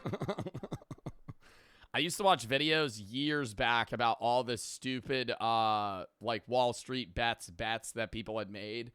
And they would put, like, puts on Tesla for, like, 200 grand and burn it. It would be like they would do, like, a Robin Hood glitch. They got a bunch of money given to them for, like, nothing. And it was, like, this kid that was, like, 19, puts, like, 50K on puts, loses it, and he's live streaming him, like, his reaction to it. And he just goes... It, like, makes an inaudible gurgle noise. 2011, Drake released the motto, which popularized the word YOLO, the once trademarked catchphrase of the now well-known subreddit Wall Street Bets. Little did Drake know he wasn't just... I didn't know Wall Street Bets is still that poppin'. I remember it was, like, huge in, like, 22. Popularizing a cringy millennialism and double wristing, truly two sides of the same coin, he was setting humanity down a slippery slope of degeneracy that would replace our idea of a retirement plan with an 11-leg Washington Wizards parlay, which, to be fair, in this day and age are both equally unlikely ever to materialize. Prior to COVID, Wall Street Bets was actually a pretty small community of mostly white-collar, early... Yeah, dude, look at that fucking spike during that literally isn't that's not even an uphill climb. That is a full spike. Holy shit. That's like a 1-day change from like 1 mil to 10 mil. Middle-aged professionals, usually in finance or software, who would write up what was called a due diligence or DD report on a niche stock or commodity they thought was going to experience a massive price move in the next week or two due to an impending and exciting catalyst. Then they'd post the positions they'd taken to capitalize on the idea before following up later with their losses. For non-market people, you need to understand that when people talk about stocks, they're talking about how you can take your hypothetical savings, buy a piece of someone else's business, and then get the rewards from their work by clicking one button on the internet and then not doing anything. When I told people who don't know this, it's a pretty common reaction to think it sounds too good to be true and must be a scam, which is partially true, but it's also the bedrock of the entire global economy, so you better get with the times. If this is even remotely revelatory for anyone, you better forget it, because Wall Street and Wall Street Bets is not about figuring out how to maximize returns on your capital by investing in actually good businesses like Costco or Toyota. It's realizing that there are heavily traded financial derivatives for orange juice futures, and this is going to be a screwdriver summer, my girlies. During this era of the mid to late 2010s, yeah, it's like a get-rich-quick mentality is what you usually hear. I don't think like all of Wall Street Bets is just on like short-term trying to get rich quick on puts or fucking, like insider knowledge. But they are definitely not playing the long game. At least from what I've seen in, like, most of the videos that, like, talk about the craziest wins and losses on Wall Street Bets. Wall Street Bets along. There are guys, like, most people make fun of Wall Street Bets because a large, like, portion of what gets popular is, like, these guys that literally burn their entire life savings on, like, one specific trade. But there are guys that have gotten like absurdly rich as well. Like there's guys that have, flipped 10K to 10 million. Along with the rest of Reddit, gradually started to skew to a younger and larger audience as it became more of a social media app, resulting in a lot more college students who hadn't quite cut their... It's parlaying. I think like Wall Street Bets, the people that trade on there, it's more like gambling than actual investing. Does that make sense? Like if you're like day trading and you're doing puts and you're making calls on these, companies in such like short-term time frames, you're basically just gambling. In maybe a more educated way, like similar to like if you know a lot about sports and you're doing parlays, but you're still gambling, right? Like the odds are against you. Teeth in the derivative markets to join the scene. This culminated in the finale of the OG era of Wall Street Bets in 2019, when user Control the Narrative used a Robinhood exploit to get... This is the guy that I was talking about. Oh my God, bro. I remember watching these videos like 3 years ago. They were the most entertaining shit ever. Yeah, did a glitch to get 57K and just burns it. I hope he shows the video. 48K in margin on a $2,000 account, or as he described, leveraged for my personal risk tolerance. Then he bought $50,000 worth of Apple puts, held through earnings, then live streamed himself reacting to losing it all, uttering the now infamous...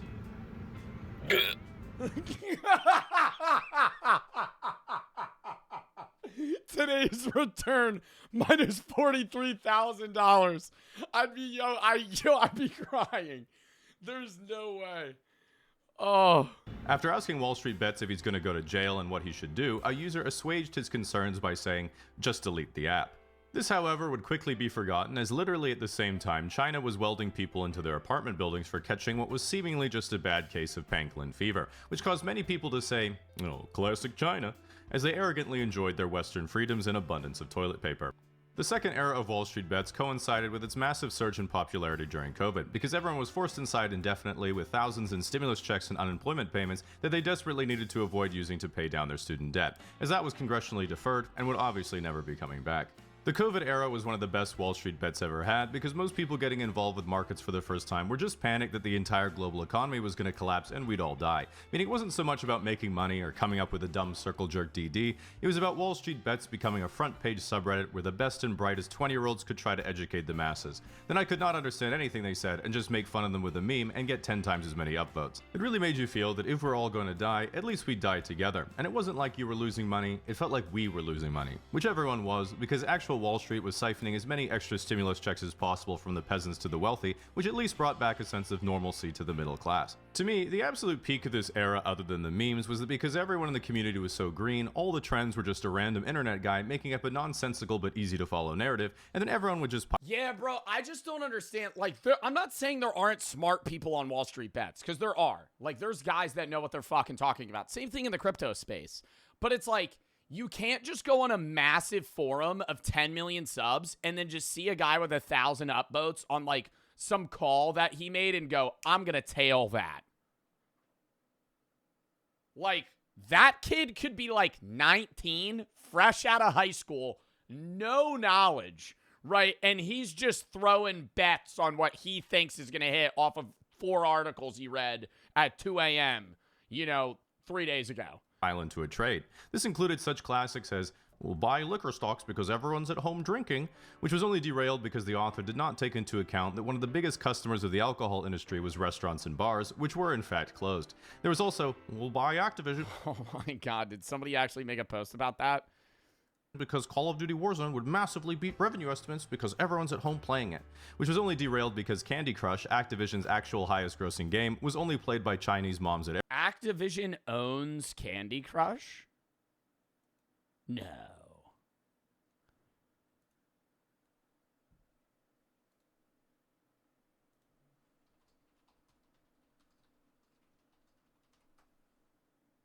Activision owns King Digital Entertainment and Candy Crush Saga. Yo, did you see that, off topic, Black Ops 7 sold, like, what, 30% lower? Black Ops sales numbers versus BO6. Their sales dropped 60%. No one plays BO7, bro. No one plays BO7. It's hot ass. Have any of you guys tried it out? I haven't even touched it. I didn't play the beta. Normally, every year, I at least try the beta and the base game. And BO6, I did grind for a little bit because there was some nostalgia from BO3. And I don't want to say it wasn't bad, right? I don't think BO6 was a bad game. But I think Call of Duty is just in a downhill spiral. I don't think Call of Duty it's getting to a point of being unsavable. Where what are they going to drop next that is going to recapture the audience's, I guess, thrill for Call of Duty? I think in part, shooters, first-person shooters, are on a downhill comparable to extraction shooters. I think extraction shooters, hero shooters, and like team-based shooters like CS and VAL are up, right? And I think like fast-paced COD-based respawn shooters are down, right? Like those games don't perform as well as they did. Siege is up. Siege is back up. Ubisoft did do a little turn with their update, but I think in general, Siege is nothing like COD also at all. But I just don't know what they're going to do. Because, like, COD, when they had a downturn previously, they just go, oh, we're going to, release another fucking Nuketown map and people, come in their pants. But now it's like, how many times are they going to release Nuketown for the fucking 18th time and people are going to fucking tweak out? Nobody gives a shit anymore. Derailed because Candy Crush, Activision's actual highest grossing game, was only played by Chinese moms at airports and missed on revenue completely. Another iconic moment was the SPAC bubble, which is shell companies that are publicly listed that would acquire private companies in order to backdoor them into public markets for a huge fee without going through a lengthy and legally rigorous IPO. This brought us such stocks as Lordstown Motors, Hyliion, and ChargePoint, which Dude, down 99.4% in the past 5 years is actually absurd. Imagine being a guy that's just hodling this stock. Just full-on diamond hands. You invest at this first dip right here, and then you're like, oh, it's on the come-up. are all now down literally just flat lines. 99% from their peak. Then there's my personal pet peeve scam stock, Nikola Motors, a company that commissioned a few 3D renders of a hydrogen truck from Fiverr, then filmed themselves rolling another truck down a hill to make it look like it worked. Market cap? $30 billion. A company with a single 3D render was worth more than Ford Motors. I personally hated this company with an Air Canada level of passion because of the brazen intention of the CEO to just make shit up all the time, which is exemplified by the time he pointed at the tablet in the driver's seat and said, "This media console uses a custom operating system we designed that runs on an HTML supercomputer." If you don't know why that's so tilting, that's like me saying, yeah, we recreated DoorDash, but instead of delivering the food to your house, we just cook it for you directly in the app. My single favorite event in the COVID era was... Project of Beat for the sub. Death for the 2 subs. Mister, thank you for the 5 gifted. Zepsy for the sub. Reggie, thank you for the 3. Love the YouTube videos. Thank you. Undead for the sub. Shoal, thank you for the 3. They've already been dropped. Nutella, thank you for the 3. Shave your beard. I have to grow it. I'll explain why. Bob, thank you for the sub. Luke's and Simple, thank you for the sub. Matt, Brandito and Spag, thank you for the sub. S and Steph, thank you for the sub. Glow, JD, thank you for the sub. Capital Gib, thank you for the sub. Joe Bar for the sub. Dash for the sub. One of the many guys who in April of 2020 bought a bunch of futures contracts for West Texas Intermediate crude oil when everyone ran out of space to store it and prices hit negative $32 a barrel. Hours later, he sold every contract except one as the price rose to -4 for a nice profit. He went on Wall Street Bets to brag that just his one remaining contract was worth over $26,000 and the trading for the contract expired, so he'd locked it in at that price. Another user then pointed out that an expired WTI futures contract isn't cash settled and that he didn't lock in a $26,000 profit. He locked in $26,000 worth of crude oil that would be physically delivered to him in Cushing, Oklahoma. At the time, this was the funniest misunderstanding I'd ever read and is up there with the guy who lost it all on profit. He locked in a WTI futures contract isn't cash settled and that he didn't lock in a $26,000 profit. He locked in $26,000 worth of crude oil that would be physically delivered to him in Cushing, Oklahoma. No, wait, that's it. See, because I don't know how futures contracts work in the stock market at all. My single contract quickly became worth over $26,000. The best part, there's no liquidity now since the contract expires and I can't close this position. A futures contract legally requires you to take delivery of the oil. If you cannot, you'll be sued by the seller. Bro, what? At the time, this was the funniest misunderstanding I'd ever read and is up there with the guy who lost it all on ornamental gourd. I've lost everything, and I'm not sure how to continue. This summer, I invested $17,500, 6 months salary, and my entire life savings. Why? Into ornamental gourd futures. Hoping to capitalize on this lucrative emerging industry. After watching a video about Vincent Kosuga and his monopoly on onions, I decided this has to be a joke. This has to be a joke. In his monopoly on onions, I decided I'd try to do something similar with another vegetable. I did some research and found out many agricultural forecasters expected this year's gourd yield would be far smaller than the past due to the deteriorating soil conditions in central Mexico and a warmer than average spring. It's gambling. At first, demand soared around Halloween and prices skyrocketed, but the gourd bubble burst on November 12th. Unfortunately, the coronavirus caused a massive drop in demand due to fewer families decorating their tables for Thanksgiving, and prices plummeted. Who decorates their Thanksgiving table with an actual gourd? I don't think I've ever actually decorated or seen an actual gourd in real life. Ever. And I'm 24 now. Never. I had invested early enough that I thought I would still be fine, but then on the morning of December 2nd, a new email in my inbox caused my stomach to turn into a pretzel. The massive gourd shipment from Argentina scheduled for March had arrived. I was planning on selling off my futures right before this, in February, but this ruined everything. To top it off, the gourds in this shipment were absolutely gargantuan, some topping 4 pounds each, causing the price per pound to drop like an anchor into the range of 6 cents per pound. Bro, like, these are the most interesting people in the world, though. Like, I would love to have a conversation with this guy on, like, the fact that he actually put his life savings into gourd futures, and now he's just stuck with them. Do yourself a favor and pause to read this one. I remember seeing this for the first time, actually laughing my ass off and thinking, this is literally the funniest satire I have ever read. And then I looked at the guy's post history and was like, there's no fucking way.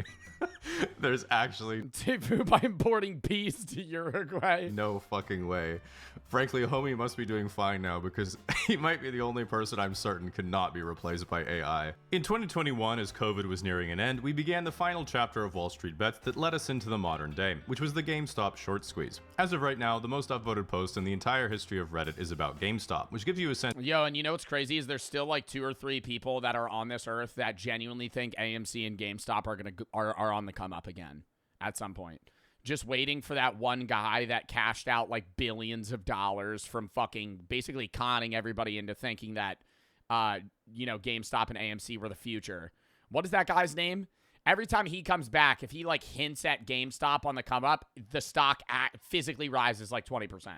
Like he alone actually controls the market. Yeah, bro, I got my 10K shares bought at $60. What is GameStop at right now? 24.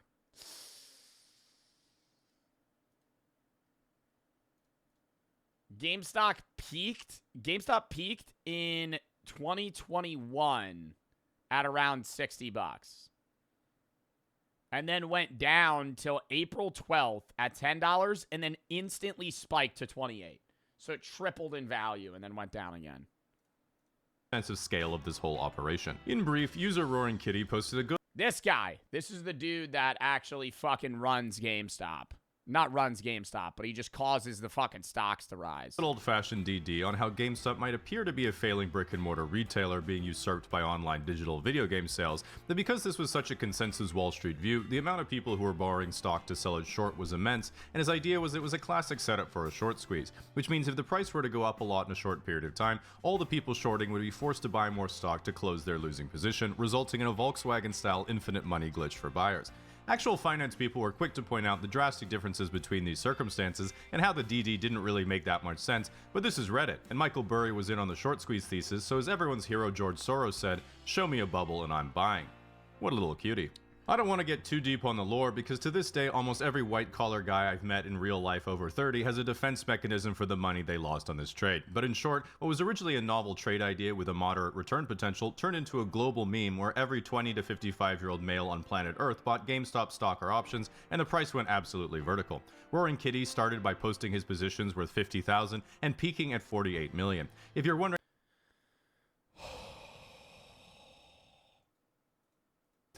and peaking went absolutely vertical. Roaring Kitty started by posting his positions worth $50,000 and peaking at Bro. Price paid on GME. $754,000, values $48 million. $48 million. If you're wondering, wow. That's like unheard of returns.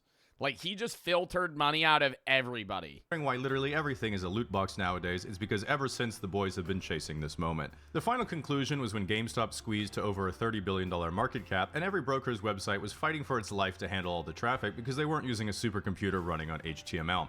After reaching nearly $500 split adjusted, the stock then suddenly collapsed limit down after limit down to nearly $100 because Robinhood literally turned off the buy button for all their users. This started a grand conspiracy that still persists to this day, that the powers that be on Wall Street were getting caught with their pants down by retail vigilantes, but used their connections to the deep state to illegally make Robinhood manipulate the market to their own interests. If you ask someone what evidence they have for That's fucking crazy. At some even if they hadn't limited the individual retail buyers, ability, or not retail, the individual buyers' capability to buy the stock, it would have bubbled more and then still just crashed. It usually boils down because at some point people would sell to make the money. Well, it really felt like it. And while I feel bad for people when they lose their money to an unforeseen risk, especially me, you have to check yourself to make sure you don't fall victim to the market phenomenon called trader on the way up, community member on the way down. After this peak moment of the little guy finally having a brief experience of actually occupying Wall Street and seeing it slip through their fingers, Wall Street Bets has settled in as a comfortable and pretty big finance news and meme subreddit that I enjoy now but think, well, these kids don't know what it was really all about. And it feels to me like looking at photos of myself when I was 20 and remembering the good old days. Then someone says, Jamie, that was 10 years ago and your lifestyle is exactly the same now.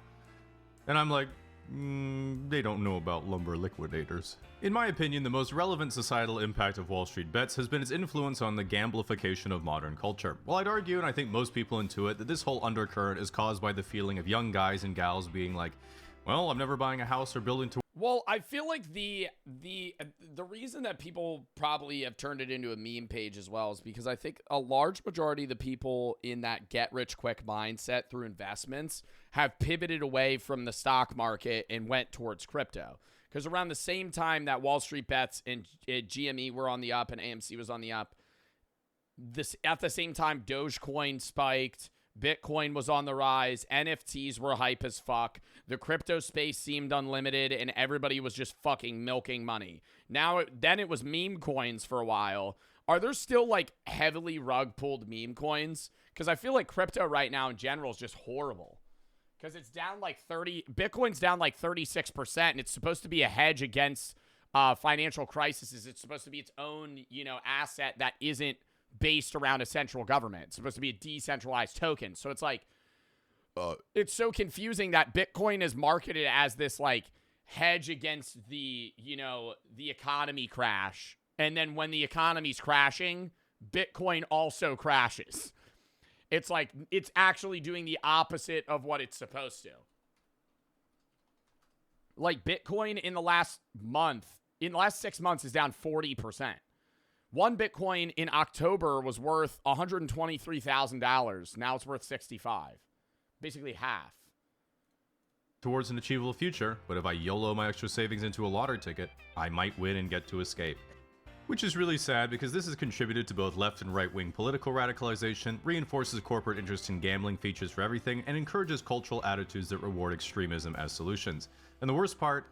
Joe, everybody's saying skip the video, please. Yo, you are a chatter that I don't want in my stream. Literally none of them are available in Canada. Now, if you're someone who uses Robinhood, you might be thinking, wait, they sell my order flow to Wall Street so they can have a leg up on retail traders? Well, that's okay, I guess, because sometimes they give me confetti. But if anyone were doing that with my phone number, email, and personal data, that would not be okay. Well, I've got some bad news, because I'm personally buying all your personal information from data brokers right now, so I can get a free coffee every day of the year from Starbucks. Should have been using today's sponsor, Incogni. Unlike Robinhood, where you look at the $50,000... Oh, there's a fucking ad at the end? Oh my god. ...telephone books anymore, because we'd like to give Incogni... That was a good video, though.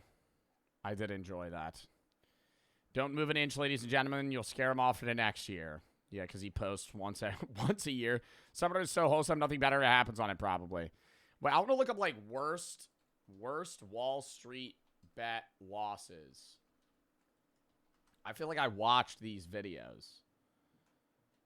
The most violent Wall Street bet losses. This video was made in partnership with the Daily Upside, a daily newsletter that you pushed on a poll. Okay, do you guys want to watch this? I feel like I've seen this video. I'll skim through this real quick. Yeah, this was posted 4 years ago. This is the video that I was talking about. Where's, like, the most replayed here? Despite you feeling like you're learning so much, you'll explain. Oh, that's an ad.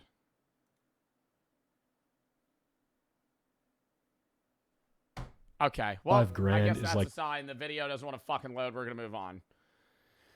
Chickly, thank you for the sub. Miles in Wine, thank you for the sub. Renwald, Y for the sub. Mister, thank you for the 5. Will, thank you for the 3. Cheated on you with the juicy. You watched to play RE9 when you weren't live. I hope you could forgive me. It's fine.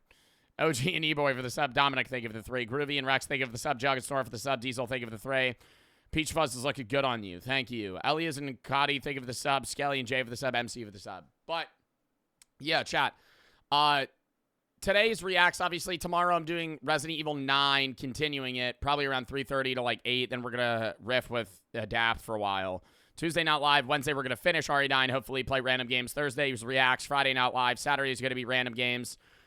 Sunday next week, reacts, week from today, obviously. Reacts in a rainbow tourney, and then we'll go from there. F Cancer charity stream March 20th. Some other random shit, too. It's not a W stream, chat. I'm not ending stream. MC for the sub. All right, I'm going to piss real quick, then we're hopping to the next video. A long one next. That's why I want to pee right now. Hold up.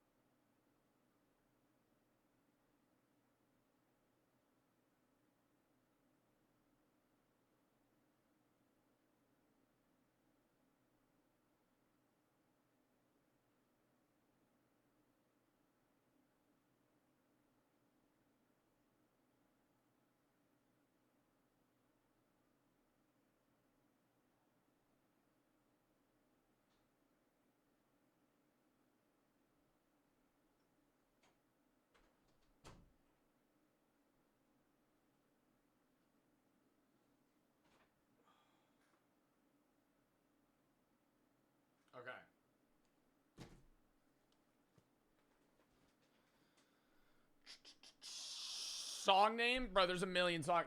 The name of the song that I just played was Fiano. The Wine is Okay is the artist. Look up just jazz house music. It's just a genre that is basically all like that. Slada and Alpha, thank you for the sub. MC for the sub. Schmacko, thank you for the three. Made a short philosophy video I'll say for you on YouTube. Would you like to check it out? It would mean the world. Not today right now. I'm sorry, bro.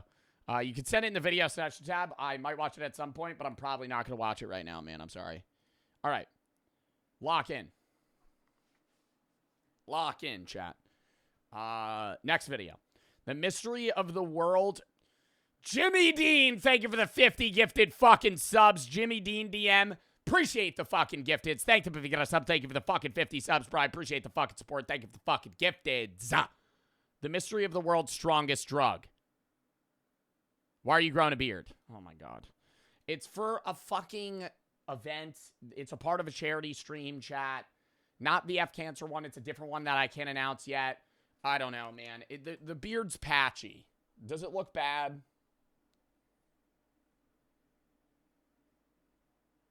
It looks bad. I don't know. You got to give it time, chat. I've literally been growing a beard for a week. Like, this is a week. Well, I've been shaving here. And I shave too much. I gotta shave lower, or I gotta let that grow more. Because right now I have it like this. I probably should have it like this.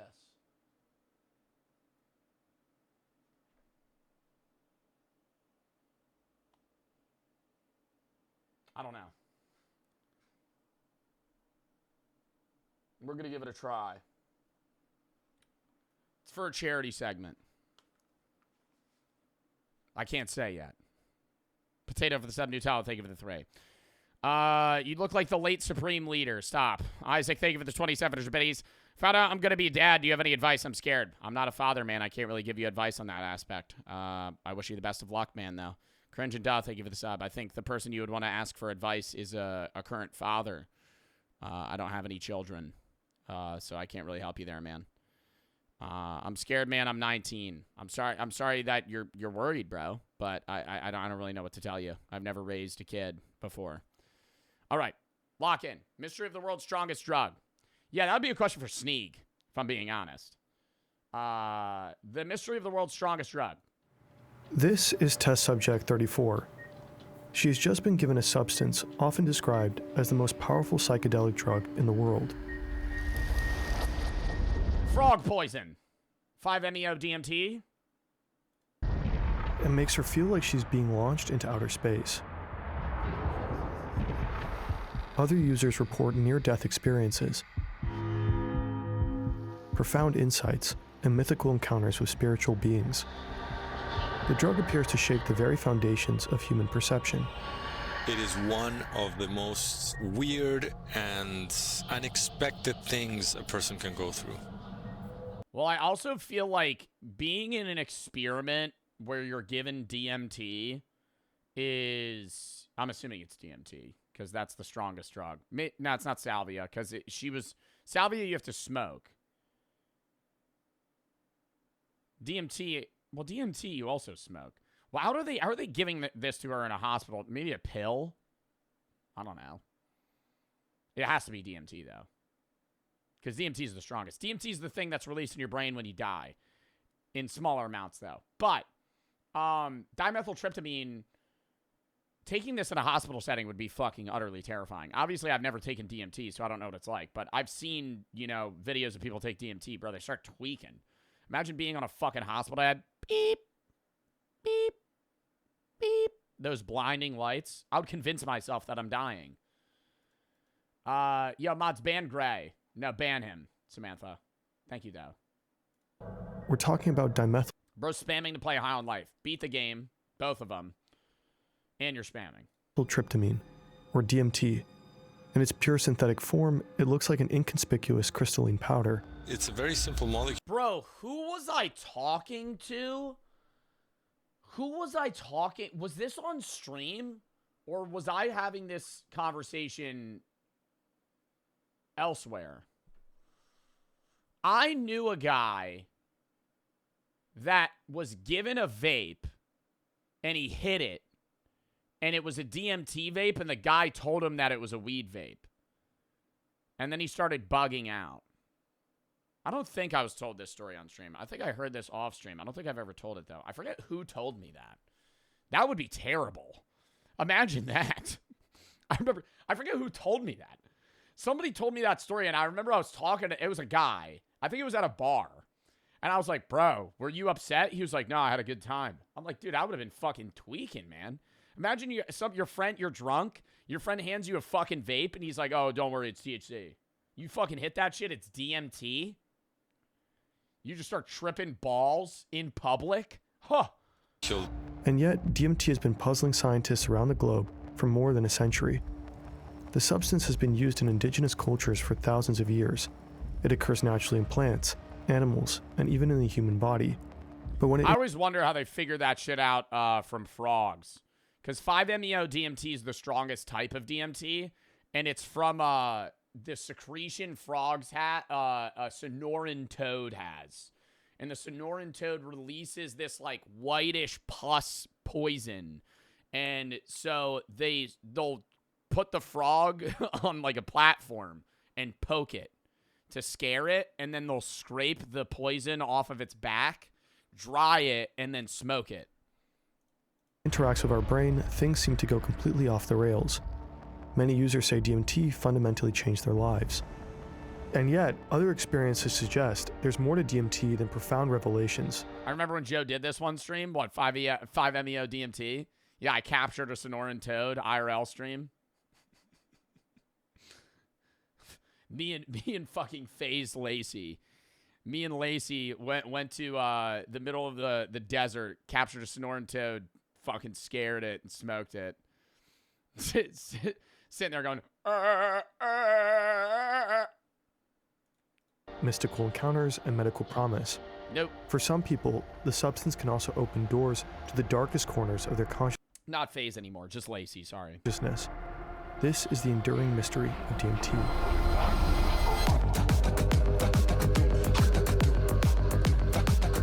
Out of nowhere, what is this intro?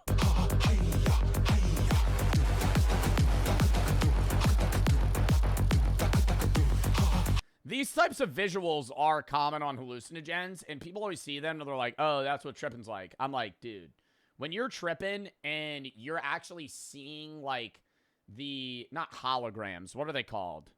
Where like things morph. What are they called? What are they called? What are they called? It's in your eyes. The fractals. When you're seeing the fractals, like a kaleidoscope. When you're seeing those kaleidoscope visuals, and you're like, dude, the amount of people that I'll see in like comment sections when it's like LSD trip visualization, it'll be some 15-year-old like, oh, this would be awesome. I can't wait to take acid. I'm like, yo, it's different from seeing it on a screen versus it being in your fucking brain, dude. That and you're hallucinating, you're hearing shit, everything's heightened. You're basically taking poison, right? Because you're fucking tripping balls, dude. If it's like, it depends if it's like psilocybin, because that's like bug poison. But I think this visual is supposed to be the guy that invented acid. That's a crazy story. Guy that invented acid took it on the way home from the lab. He rode his bike back and he was tripping balls. Imagine inventing acid and then being the first guy to take it.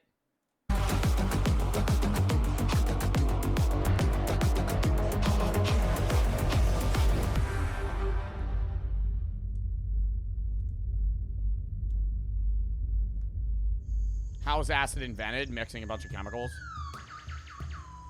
And then not knowing the November fucking doses. 1852. This is British botanist Richard Spruce. For the past 3 years, he's been making his way through the Amazon rainforest to study plants. He's Ayahuasca. I'm calling it. particularly interested in mosses. Fuck! Along the way, he keeps encountering indigenous communities living deep in the jungle. He learns their languages and studies their customs. Right now, Spruce is staying with an indigenous group in what is now northwestern Brazil. Today is a special occasion. The tribe is about to hold a spiritual ceremony, and at the center of it all is this ritual brew. Its key ingredient is a specific type of liana. Indigenous people have been drinking or chewing it for thousands of years. Some groups call it Napa, others Baco, or Pinde. Okay, I'm dead wrong. Fuck! I took psychopharmacology in college. Don't they take ayahuasca in like South America? This group calls it Kapi. And tonight, Spruce is going to try it himself. Dude, you're in the fucking middle of a jungle. Fires around you. You're some fucking like British explorer, dude. You're with all these tribal guys that have been taking this shit for fucking centuries. And they're like, drink this. He watches several young members of the community drink the mixture before him. He notes that, for about 10 minutes, they appear to be possessed with reckless fury. Then they calm down and simply continue dancing. Then it's his turn. But the tribe didn't just prepare Kapi for him. I had scarcely dispatched one cup of the nauseous beverage when the ruler of the feast came up with a woman bearing a large calabash of mandioca beer called kashiri. After that, protocol demands that he top things off with a cigar and a cup of palm wine. What? They just hand this motherfucker just a pot of liquid and go, you gotta drink this, smoke a cigar, and then have some wine. What? I'd be like, am I at an ASU frat party right now? What's fucking happening, bro? We're doing the fucking dynamic trio here. Spruce has to fight off the urge to vomit and stretches out in a hammock. The Kapi is slowly kicking in.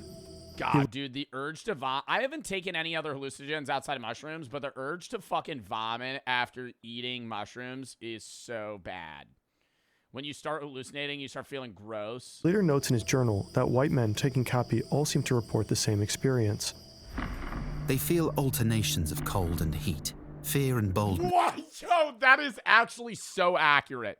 Holy fuck. I don't know about this drug, but that is so accurate for what hallucinations look like. Experience. They feel alternations of cold and heat, fear and Oh my God. Yeah, staring at the sky and just seeing that. boldness. Like the trees are moving. Sight is disturbed, and visions pass rapidly before the eyes, wherein everything gorgeous and magnificent they have heard or read of seems combined, and presently the scene changes to things uncouth and horrible. Hey, this is Jonas, one of the founders of Fern. It's not just psychedelics that can shape our minds, our thoughts. Is this an ad? 10% off your first month. Spruce calls the plant Banisteria Kapi. Banisteria was the term used at the time for a class of tropical climbing plants. Kapi is an indigenous word for grass. He samples a couple of those vines, dries them, and has them shipped to England. Over the following years, Spruce keeps traveling. Yo, side note, I gotta say, herbal psychopharmacology was the second best class I have ever taken in all of the 4 years of college I had. It is such an interesting class. Like, normally I hate, like, the nitty-gritty science of, like, what makes up something. But learning about, like, how certain drugs affect the mind and the body is fascinating. Because now you're not only just learning about, like, hallucinogens, you're learning about, like, what is that? Herbopsychopharmacology was basically a class learning about drugs. And I learned about, like, weed, mushrooms, coke, fentanyl, you know, just any amphetamine. You learn what type of drug classification each things are, how they are in the government, why they are the way they are, how they affect you. South America, and repeatedly comes across Kapi. One of these encounters takes place in 1857 among an indigenous group in Peru. They also use the vine to prepare a powerful brew. They mix it with other plants and call it ayahuasca. Ah! I called that shit. I would do that. I would only do ayahuasca, though, if I could do it in the jungle with, like, a shaman that like, granted me the permission and also, like, serenaded me. Because I've seen a lot of documentaries where you do, like, an ayahuasca retreat, and you take it, and then it's like a whole traditional experience. I think I would freak out, but I think it'd be a good experience. Spruce apparently doesn't drink it himself this time. Instead, he asks the locals to describe their experiences to him. To Spruce, the brew remains an unsolved mystery. He simply can't figure out which particular substances cause these extreme effects. He's already familiar with opium and cannabis, but copy seems to be much more potent. What he doesn't realize is that he's been looking in the wrong place. The plant he sent back to Europe isn't the key ingredient. Technically, it's not the Liana or Banisteria copy that produces the intoxicating effect. The real trigger is a special compound found in the leaves mixed into the brew. DMT, more precisely, N-DMT. Its molecular structure is surprisingly simple compared to other psychedelics. Its complete name is N-dimethyltryptamine, but we'll simply refer to it as DMT throughout this video. German-Canadian chemist Richard Manske was the first to synthesize the substance in the early 1930s. Back then, he had no idea of its extraordinary psychoactive effects. At its core, DMT is characterized by a nitrogen atom bonded to two methyl groups, hence the name dimethyl. A methyl group consists of one carbon atom bonded to three hydrogen atoms. It's one of the simplest building blocks in organic chemistry. The nitrogen atom is connected via a short carbon chain to the most important part of the molecular structure, the so-called indole ring. The same structural feature can also be found in other known psychedelics like LSD or psilocybin, and within the molecular structure of serotonin. Serotonin is a neurotransmitter, a molecule that carries chemical messages or signals between nerve cells. It plays a key role in some of our most essential bodily functions, from mood, sleep, digestion, and nausea, to wound healing and sexual desire. Because of their structural similarity, psychedelics like DMT can bind to the same receptors usually used by serotonin. They're like key locks, and drugs are like specific keys that act on specific key locks. And so these classic psychedelic drugs, with which DMT is one of them, act on specific key locks in the brain. And that is such a great way of explaining it. Oh my God. That certain drugs are keys to certain locks in your brain. Specifically, and then they affect you in different ways. These serotonin receptors in the brain. This is Chris Timmerman. He's a neuro... What's the worst drug? Depends what you're talking about. Fentanyl, right now. Not to say that there couldn't be a worse drug in the future. Fentanyl kills the most people for the amount of users that have used it. Like, more people have died from other drugs historically, but fentanyl is definitely the worst. In terms of strong, it also depends on what type of drug you're talking about. Worse in terms of addiction, worse in terms of death rate, you know, largely it's still fentanyl. But Ederson for the sub, Bistro, G for the sub, Sky, thank you for the raid, the Serial, thank you for the sub, Your, thank you for the 3. Name's Carolina, I've been watching since 22. Yesterday was my birthday. Happy birthday. Turned 20 years old. Any advice for me? Just trying to keep, you know, learning about the world and improving. You know, you're at a point where you're basically transitioning from, you know, high school to adulthood. I don't know if you're in college or not, but regardless, you still don't know a lot. And you're not going to know a lot for multiple years. I still don't know a lot, and I'm 24. But yeah, I don't know. Just, you know, try to continue to improve. That's about all you can do. Shout out to my boyfriend, Tony. Shout out, Tony. OD, thank you for the 3. Is there going to be a summer gym lock-in? Yeah. Pasty and Mac, thank you for the sub. Max for the sub. R and Big for the sub. Axo for the raid. Gabby and Revolve for the sub. Squid, thank you for the 3. Landon Bucky for the sub. Potato for the sub. Nutella, thank you for the 3. All right, lock in. Scientist and one of the world's leading researchers on DMT. He spends much of his time traveling for research, so we're lucky enough to catch him on a video call. It's likely that Hold up, ban that guy? Yeah. DMT was also the main active compound in the brew that Spruce encountered back in the jungle. Today, that mixture is widely known as ayahuasca. To produce it, you mainly need 2 ingredients. The first one consists of plants that contain DMT. They grow across large parts of the Amazon basin, though not exclusively there.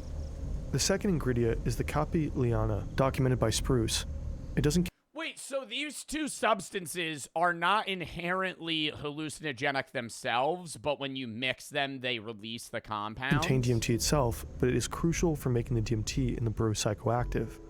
I wonder how they figured that out historically. Like, do you think that shit's by accident? Hallucinogenic mushrooms, for sure. Like, imagine being the first Homo sapien to be like, ooh, a mushroom. Eat that shit, and you start tripping balls, bro. I mean, that's like a theory on how a lot of religions are made, is because most people historically have taken hallucinogens without knowing it and then seen shit that they think is supernatural. But, yeah, trial and error, maybe if they're trying to figure out something. I think, like, that's how they determine what's bad and good in terms of, you know, what's going to kill you plant-wise. Like, people eating mushrooms, some mushrooms kill you. They avoid those. Some mushrooms are just good to eat, and then some are for, like, rituals and then just, you know, getting high. But in terms of like ayahuasca, I feel like it had to be like accidentally these things were mixed together. Somebody was hungry and ate it, and then they tripped balls and went, that makes me, bug out. Mixing and boiling the two together produces the psychedelic plant drink known as ayahuasca. Psychedelics are generally considered physiologically safe and non-addictive. That's one of the key differences between them and drugs like cocaine or amphetamines. Those primarily act as stimulants. They artificially increase dopamine. Yeah, I don't promote the use of psilocybin or mushrooms, but I do try. One of the things that we talked about in herbal psychopharmacology was that mushrooms have the highest safety rating out of any drug in terms of addiction potential and death rates out of certain drugs. That and then marijuana, I think, was like a close second. And neuroepinephrine levels in the brain and strongly activate our reward system. Psychedelics, on the other hand, alter perception itself. Users may see or hear things that aren't there. Have you ever used kratom? Yes. How would you describe the high from kratom? I got high on kratom probably like 20 times. It really depended the amount I took.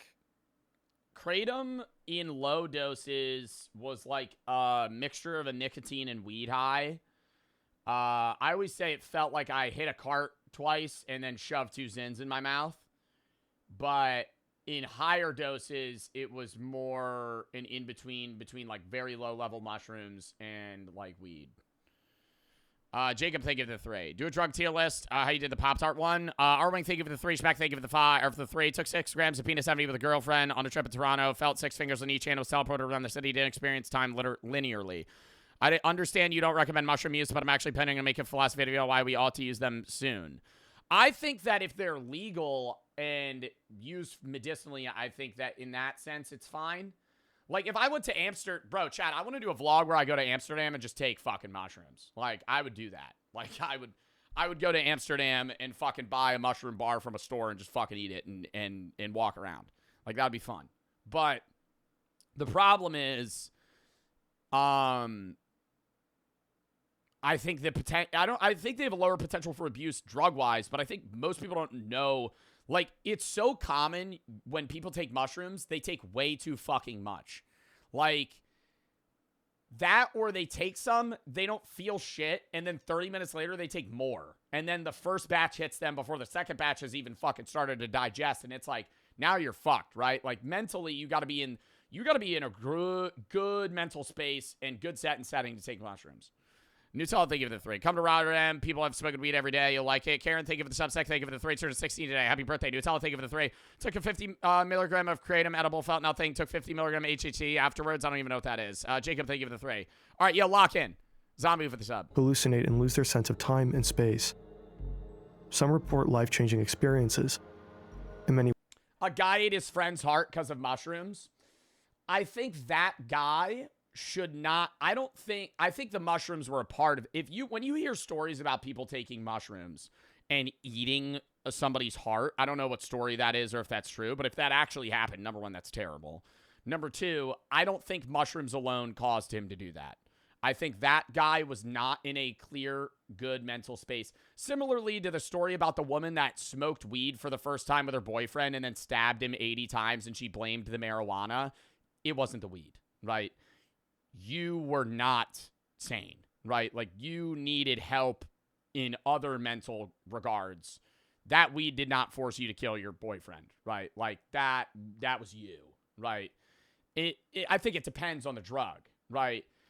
Psilocybin can make you trip out, perceive things that you get paranoid, and then you could have certain reactions like that. Eating your friend's heart, however, I think that's a little extreme. Separately, though, like, there are drugs like bath salts where, like, people will actually just go insane and kill someone. Like, in that sense, I think it depends on the drug, right? When you hear a story about somebody hitting a bong for the first time and killing their boyfriend, weed didn't make you do that. But you hear somebody getting drugged with bath salts and then stripping naked and fucking smashing cars in the streets and attacking people. I think that was the bath salts, right? Like, I think it depends on the situation. Ways psychedelic substances seem to fundamentally alter how we think and feel, which is precisely why DMT continues to fascinate scientists to this day. In terms of the psychological impact of the experiences, in terms of the subjective effects it generates, it is one of the most weird and unexpected things a person can go through.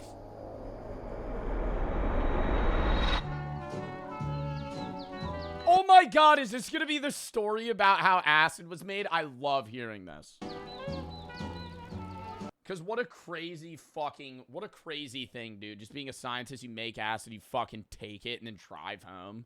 April Or not 19th, drive home, fucking ride your bike back. 1943, a bike path near Basel in Switzerland. This is Swiss chemist Albert Hofmann.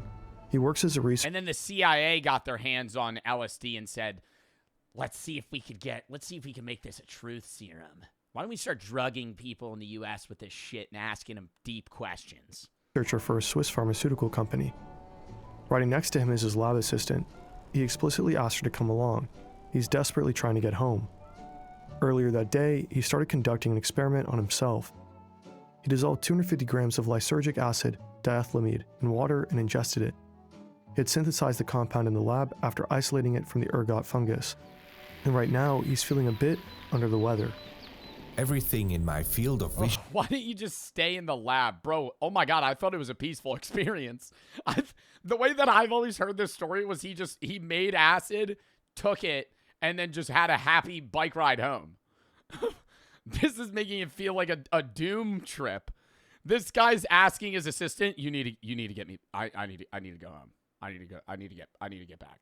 Everything in my field of vision wavered and was distorted as if seen in a curved mirror. Oh god. I also had the sensation of being unable to move from the spot. Nevertheless, my assistant later told me that we had traveled very rapidly.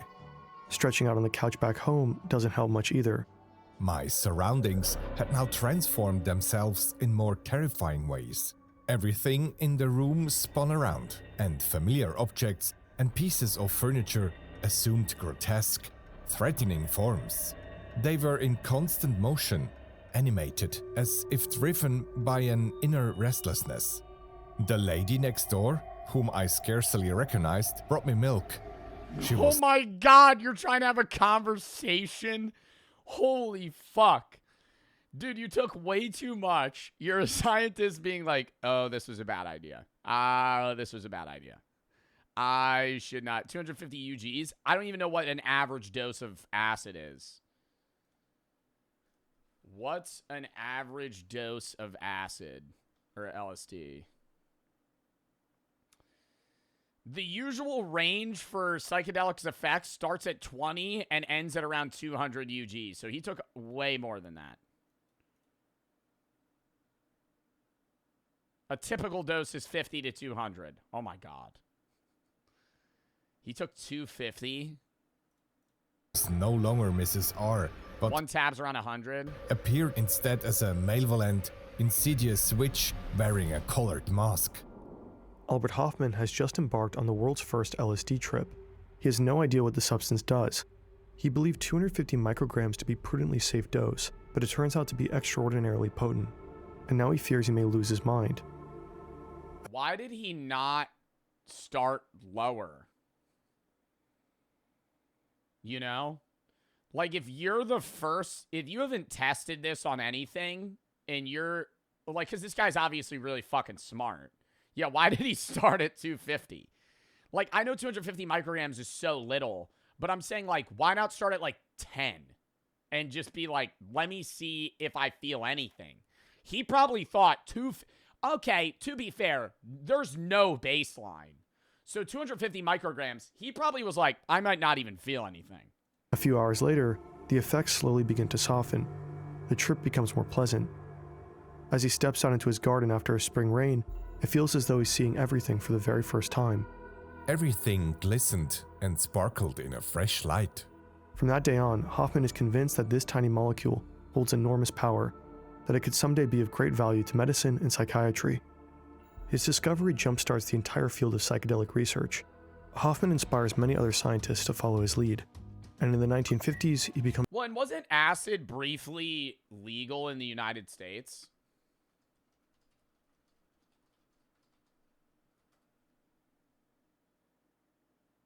Yeah, acid was legal in the United States for the first half of the 1960s. Like, your grandparents could have just gotten acid and done it, and that was perfectly legal. Largely unregulated until 1966.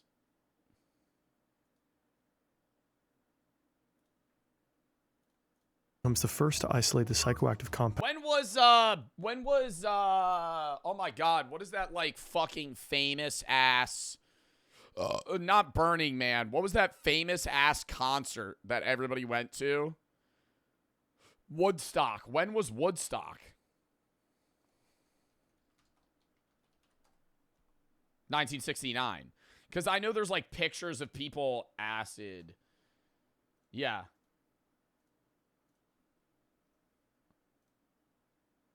There's somebody's gramps selling acid tablets for $1 at Woodstock.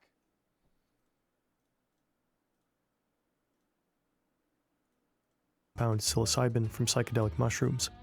That's another major milestone. But psychedelic research also turns its attention to DMT. Scientists discover more and more plants that contain the substance. To date, it has been found in at least 50 different plant species. DMT has also been found in mammals like rats and rabbits. In the 1960s, a German researcher team even found traces of the substance in human blood. Shortly after, US Nobel Prize-winning scientist Julius Axelrod provided evidence that DMT occurs naturally in the human brain. It's even considered endogenous, meaning our own bodies produce it naturally. There's a saying that says DMT is everywhere, and it is also found in the human body and in a lot of mammals' bodies as well. Throughout the 1960s, scientists keep isolating DMT in humans, animals, and plants. And meanwhile, psychedelics are starting to seep into popular culture. How often have you taken LSD? This is the Beatles? 4 times. The swinging 60s are the peak years of the hippie movement and psychedelics like LSD. The Cultural Revolution is fueled by activists, intellectuals, and artists alike. One of them is Terence McKenna. He is just studying at Berkeley. He's 18 years old and has already done his fair share of experiments with psychedelics like LSD. Terence McKenna. Why do I know the name Terence McKenna? I'm going to take a wild guess.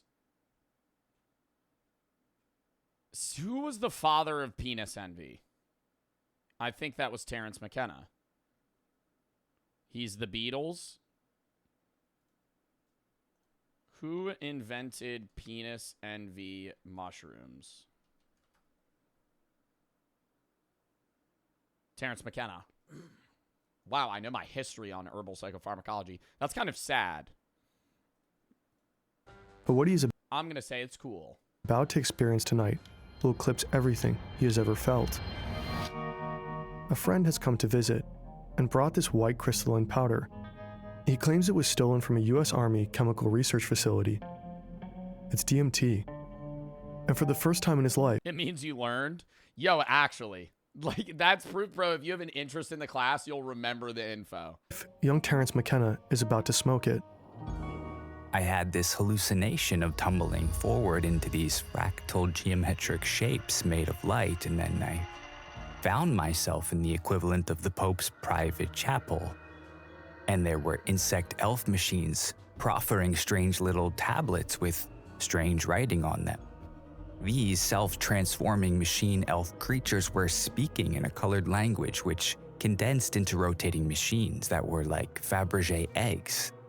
All this stuff was so weird and so... Like, I know it's hallucinations, but I always wonder what makes those appear. Like, why is he seeing that? That's why there's people that actually believe there's, like, another dimension that you could see on DMT. Because it's like, where is your brain coming up with this random shit? alien and so un-Englishable that it was a complete shock. I mean, the literal turning inside out of my intellectual universe. It's like being struck by noetic lightning. The experience completely changes McKenna's view of life and reality. He becomes convinced that there is another secret world, one we normally can't see or access. He drops out of university to chase this mystery. He travels to Nepal to meet Tibetan shamans. He works as a professional butterfly collector in Indonesia, and he ventures deep into the Colombian jungle. Sick-ass job. What? Professional butterfly collector? Fire. That is a sick career. You just walk around and you collect butterflies. Dude. Ventures deep into the Colombian jungle with his brother and 3 friends. McKenna's description of the so-called machine elves becomes a cultural reference. Countless DMT users later report encountering mystical entities that closely match what he described. There's a lot of people that say they, I've seen like a few stories where it's like 2 friends both take DMT and they both meet the same person in their trip without ever talking to each other about it. He dies in 2000, leaving behind an extensive audio archive with over 500 hours of theories on psychedelics and spirituality. A drug like synthetic ayahuasca, pharmawaska, do people realize this is the same thing as has been taken for thousands of years down there? Do they realize its role in shamanic healing? By the late 1960s, authorities began cracking down on the widespread drug use in the U.S. Well, you know, I mean, if I was to say where I got it from, you know, it's illegal and everything. It's silly to say that. In 1966, California and Nevada become the first states to outlaw the production, sale, and possession of LSD. 2 years later, the drug is banned across the entire country. I just think the whole U.S. federal drug classification is so stupid because there's so many drugs that are much more illegal than others, and the harm of that drug is not even equivalent, right? Let me look up U.S. drug classifications. Drug scheduling. There's 1 through 5. Schedule 1 is drugs with no current medical use with high potential for abuse and addiction. And then 5 is low potential for abuse, right? So, like, 5 is not that bad. 1 is really bad. Schedule 1 drugs include marijuana. Ah! I was ready. Did you see that shit, chat? You got me a present? What is it? A Michael Scott Funko Pop. No fucking way. We gotta add it to the collection. People are gonna get real upset that I open this. And it'll be worth something one day. Don't care. Why is he in a straight... Oh, it's when he did the... I was gonna say, why is he in a straight jacket? That's sick. Thank you. Wait, can you take these? Thank you. Bang. Put him there. W girlfriend. Anyways. Chad, as I was saying, Schedule 1 drugs. No current medical use, high potential for abuse. Right now, I think they're trying to reclassify marijuana. They might have already, but I think this is still a constantly updating article, so... Schedule 1 drugs, high potential for abuse, no medical use. Federally. Marijuana, ecstasy, quaaludes, bath salts, LSD, and heroin. The only 2 on that list that I think should be scheduled...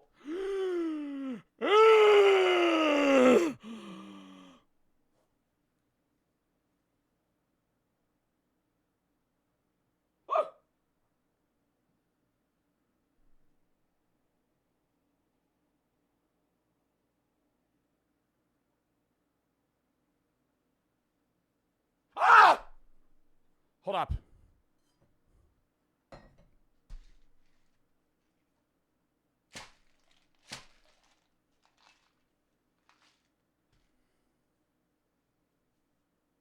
Killed it.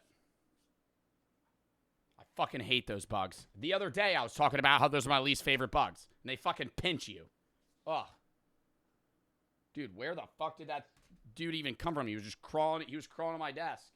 Anyways. Oh my God, I keep getting interrupted. The only 2 on that list that I understand being Schedule 1 are, well, Quaaludes you can't even really get anymore in the U.S., but heroin and bath salts. Schedule 2, methadone, Demerol, Vicodin, OxyContin, fentanyl. Fentanyl is a lower federal drug classification than marijuana. Codeine and morphine. Schedule 3 is ketamine, anabolic steroids, and Suboxone. Schedule 4, Xanax, Soma, Klonopin, Valium, and Ativan. And then Schedule 5 if 5 is Robitussin and Ezogabin. It's just weird, bro. Like, why are we not updating that? Country. America's public enemy #1 is drug abuse. America's war on drugs soon extends to much of the rest of the world. In 1971, the United Nations... Yeah, and we have the worst fucking way of trying to get people off drugs. Instead of actually providing people methods of, rehabilitation and trying to get that... Like, here's the problem. You can kill as many cartel members and as many cartel leaders and as many, drug gang distributor leaders as you can. They'll be replaced. If there's a market, or if there's a consumer, there's going to be a supplier, okay? To get rid of people taking drugs in the United States, you have to stop the level of consumers that there are. If less people want to take the drugs, less people will try to offer it to them. If there's not a market, there's not going to be a marketer, right? If you kill the head of a cartel and you go, we've just solved the cocaine problem. No, the fuck you haven't, because people still want to do coke in the United States. People still want to take fentanyl in the United States. There's going to be another guy that's going to fucking supply it. Why are people saying, show us the socks? I don't have socks on. I'm barefoot. Nations adopts the Convention on Psychotropic Substances. Many countries outlaw psychedelic substances and sharply restrict their use, including DMT. From that point on, only a handful of approved scientific institutions are allowed to continue their research on them, and even they have to adhere to extremely strict regulations. For decades, DMT research effectively grinds to a halt. All right, I gotta pee real quick. Sorry. Oh my god. Cohen, Boosie, and Brody, thank you for the sub. Yo, count me down.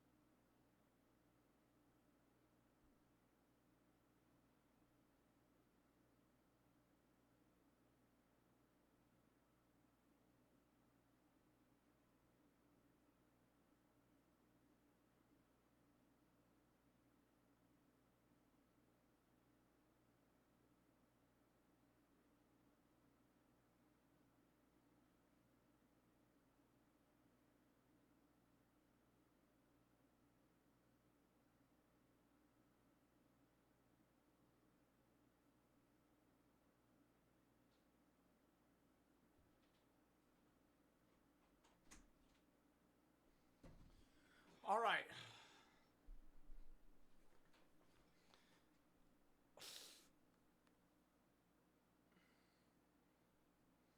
Dude, I got a fucking ingrown hair on one of my,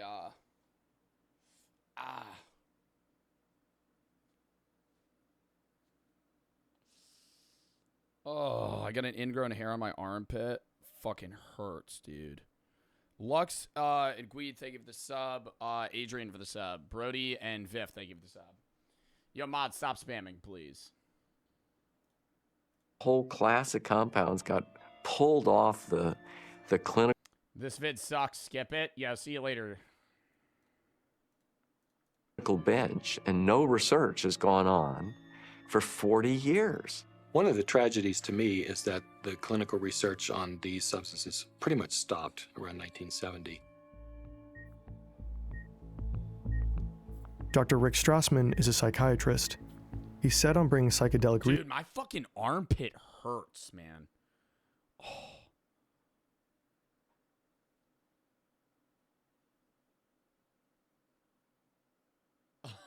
Sorry. Yo, I'm sorry. Yo, the guy that keeps spamming the paragraphs, you need to stop.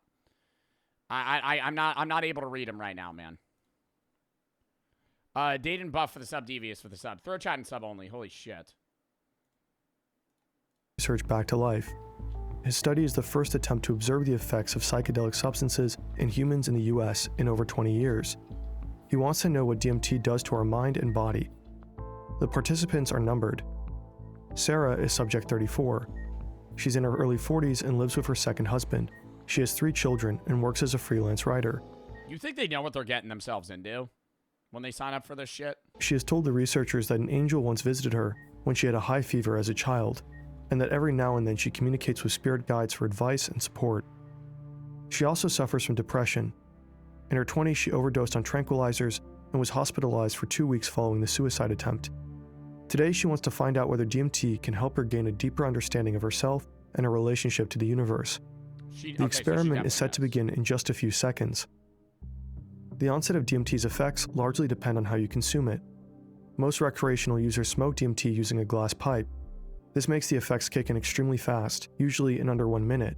The peak experience tends to last only a couple of minutes before wearing off. The smoke tastes unpleasant and can trigger coughing fits. Another substance closely related to N and DMT is called 5-MeO-DMT. Yup. That's what I was talking about, bro. They set people off that frog venom. This YouTuber smoked it for one of his videos. Others try to consume it like this. 5-MeO-DMT occurs naturally in secretions of the Colorado River toad. A common misconception is that licking the toad will get you high. It won't, and it can be extremely toxic. Most research today focuses on synthetic 5-MeO-DMT. It also kicks in very fast and strong, but tends to produce far fewer visual hallucinations than N and DMT. DMT can also be snorted. In that case, the effects take a few minutes to kick in, but the trip also lasts a bit longer. Ayahuasca usually contains the highest dose of DMT. The effects begin after around 45 minutes and can last several hours. But the brew is tough on the stomach. Many people have to throw up during the trip. 2 things are paramount for a pleasant DMT experience. Set. I don't think throwing up is set. It's going to be set and setting is what he's going to say. Set and setting. Yeah, have this ayahuasca. Okay, maybe I wouldn't take ayahuasca if I'm guaranteed going to vomit. I feel like that would make the experience so much worse. It's called purging. Honestly, maybe it would feel better because you would feel gross and then you throw up and you'd probably feel so much better. And setting. The right your trip would probably get better. Mix of emotional stability and soothing surroundings. Experts recommend a calm environment where users feel safe and are able to lie down comfortably. Mixing substances can be extremely dangerous. Some users avoid alcohol, masturbation, and watching the news before attending an ayahuasca retreat. But not even the best preparation can guarantee DMT won't produce what many call a Avoid masturbation and watching the news. What? bad trip. What? Some users online describe experiences that leave them shaken for days, with flashbacks to vivid hallucinations of falling or flying through tunnels, and encounters with frightening beings. The news can be bad. No, I get more of the news. I'm like, what the fuck's jerking off have to do with a good or a bad trip?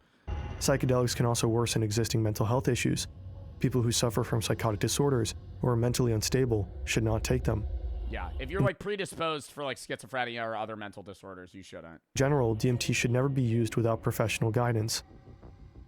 Sarah's experience will be guided by Dr. Strassman. In clinical settings like this one, DMT is administered via IV injection. It hits almost instantly. Sarah has previously been given a low introductory dose to see how her body reacts to the substance. Recreational users are advised to start with similar test doses. Sarah's low-dose experience has been pleasant and relaxing.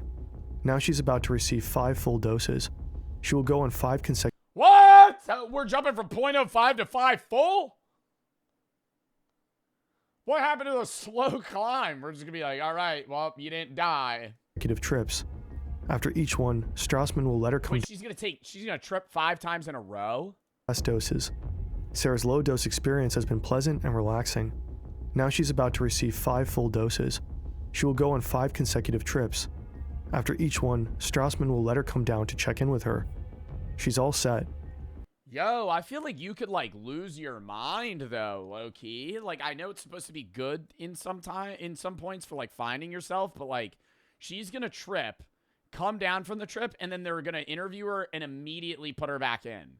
Sarah can feel the cool touch of Strassman's hand, and she's trying to count her heartbeats. I got to 3 beats. Then there was a sound. Like a hum that turned into a whoosh. And then I was blasted out of my body at such speed, with such force, as if it were the speed of light. The colors were aggressive, terrifying. I felt as if they would consume me. As if I were on a warp speed conveyor belt heading straight into the cosmic, psychedelic buzzsaw. I was terrified. I felt abandoned. I'm completely and totally lost. I have never been so alone. I was scared, but I kept telling myself, relax, surrender, embrace. It was all flashing and whirling lights. I was rather disappointed. Here I'm expecting this profound spiritual experience, and I get Las Vegas. But then, before I had much time to be disappointed, I flew on and saw clowns performing. They were like toys or animated clowns. I had the overwhelming urge to laugh. I was kind of self-conscious about it at first, but I couldn't contain That shit would not make me laugh, bro. If I saw clowns while I was tripping, that would make things so much worse. myself, and I laughed out loud watching those clowns. Suddenly, a pulsating entity appeared in the patterns. It sounds weird to describe it as Tinkerbell-like. It was trying to coax me to go with it. At first, I was reluctant. I did want to go with it. I could tell the drug was starting to wear off, and I wasn't high enough to follow it. I told it I can't go with you now. See, they want me back. It didn't seem to be offended and, in fact, followed me back until I sensed it had reached its boundary. I felt like it was saying goodbye. Sarah needs a short break.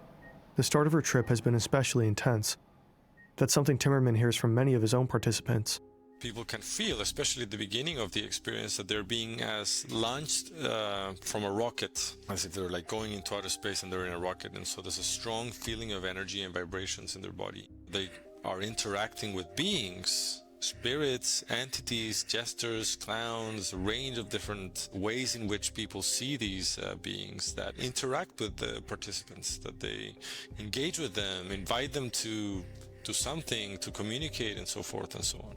Encounters with such beings seem to be a common experience in many DMT trips. For one of his studies, Timmerman analyzed nearly 4,000 DMT experiences posted on Reddit. Almost half mentioned similar entity encounters.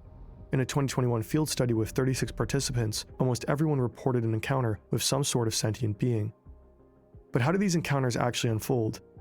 That's what Baltimore's Johns Hopkins University asked over 2,500 DMT users. Yeah, like what in your brain is making you interact with these things? A lot of people would say it would be like another universe that you're like breaching into, but I feel like largely they're trying to figure out like what scientifically is going on in your brain that's making you produce these visuals of like literally like a conversation you're having with yourself, but you don't control what the other thing is saying.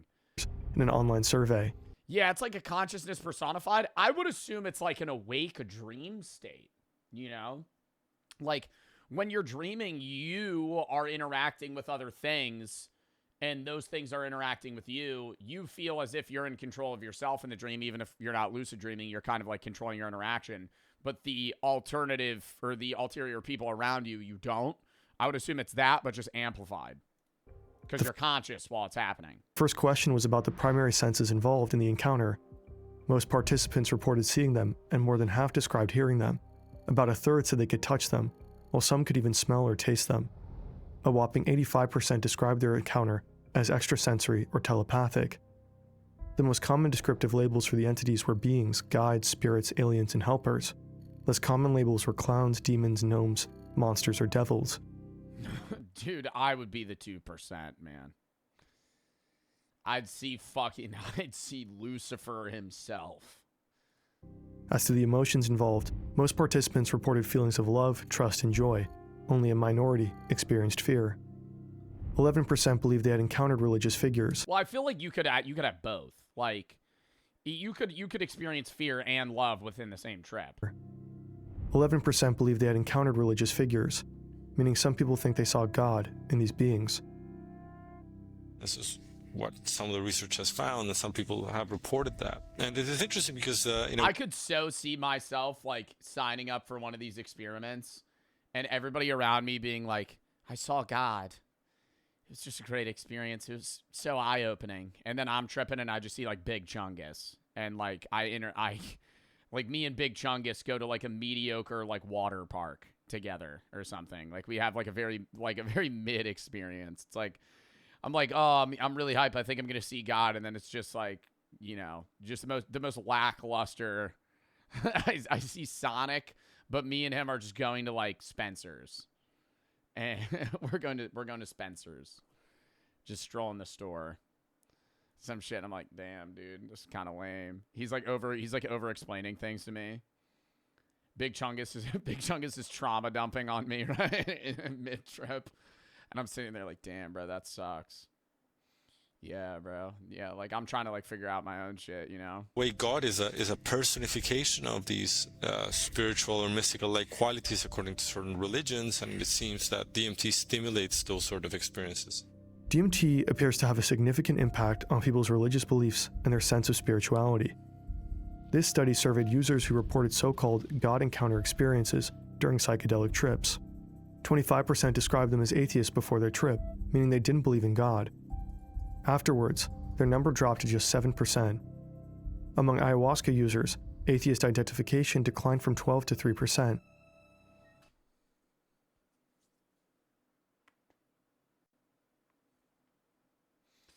I wonder if those people have taken mushrooms previously. I wouldn't say that I'm an atheist. I would say when I've tripped, I have felt like an overall welcoming love from the universe, but I would say that's more attuned to the universe than a specific religion. Like, I could believe in a God. I don't believe in any organized religion. Sarah, too, is... That's why I would say I'm agnostic. Like, I don't believe in any monotheistic religion, for sure. But, like, I could get behind the idea that a God exists. deeply moved by these encounters. She's about to receive her final injection. I went directly into deep space. They knew I was coming back. They told me there were many things they could share with us when we learn how to make more extended contact. Again, they wanted something from me, not just physical information. They were interested in emotions and feelings. I told them, we have something we can give you, spirituality. I guess what I really meant was love. I tried to figure out how to do this. I felt a tremendous energy, brilliant pink light with white edges, building on my left side. I knew it was spiritual energy and love. They were on my right, so I reached out my hands across the universe and prepared to be a bridge. I let this energy pass through me to them. I said something like, "See, there, I did it for you. You have it." They were grateful. I was coming down off the DMT, losing altitude. Sarah didn't expect to become what she called an earthly spiritual emissary during her trip. She doesn't feel comfortable with that role, but has done her best to live up to it. Now it's the next participant's turn, number 35. Over the course of 5 years, Strassman observes hundreds of these trips. He administers about 400 doses of DMT to 60 volunteers. He eventually calls DMT the spirit molecule because of the spiritual and metaphysical experiences it appears to induce. Strassman's work in the 1990s was groundbreaking research, but it also raised more questions than it could answer. Since then, many neuroscientists have picked up where he left off. So what's actually happening inside our brain when we take DMT?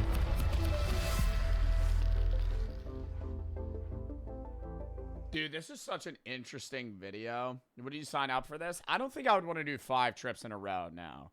I would sign up for something like this where it's like, you know, medically monitored for me to do DMT and explain an experience though.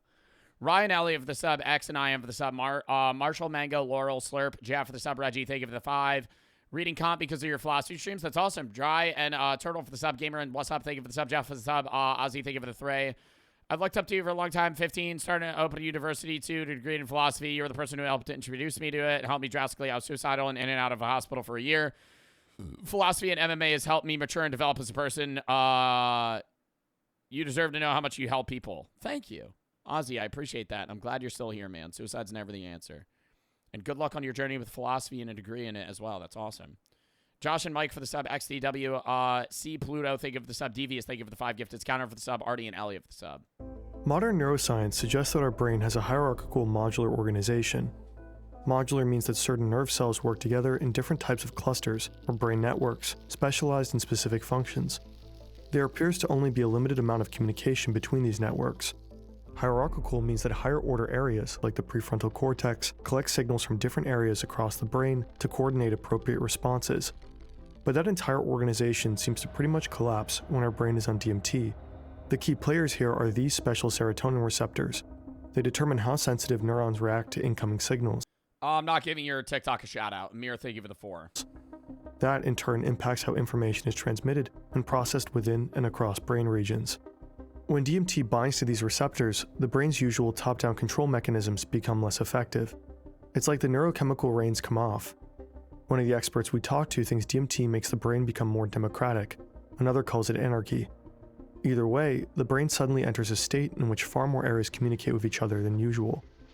Scientists call this global hyperconnectivity. It's completely different from how the brain normally operates. But how does this explain these extremely vivid hallucinations? Why do some users feel as if they're entering an entirely different reality? One explanation, like a part of your brain, like I feel like it has to be related to like dreaming. Like a part of your brain that's active when you're asleep more so and more connected is like awake while you're awake, and that's not normal. Is that the brain sort of disconnects from external information. In this paper, Chris Timmerman proposes that DMT disrupts the brain's normal way of processing sensory input. The technical term is functional deafferentation. It's a state of disconnected consciousness. We're disconnected from the external environment individuals feel. Instead, the brain shifts into a completely new state, a kind of internal simulation. They report that they are in an immersive world of experience. But where does this other world come from? One clue to unravel this mystery could be dreaming. All those weird things that happen in our dreams seem similar to what people describe on DMT. They are disconnected. But you're so much more conscious. You're disconnected from the external experience, right? Like you're not seeing like your eyes could be open, you're on DMT, you're not even seeing what your eyes are seeing. Like you're just witnessing your own trip itself because you're basically awake dreaming. From their immediate environments, and their own brains and the organism as a whole is reconstructing an alternative world of experience. It's very similar to what happens during DMT experiences.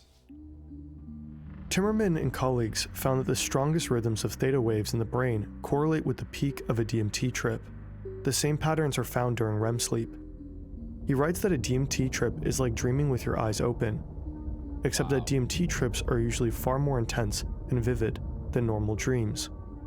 Neuroscientist Andrew Gallimore has a theory about why that is.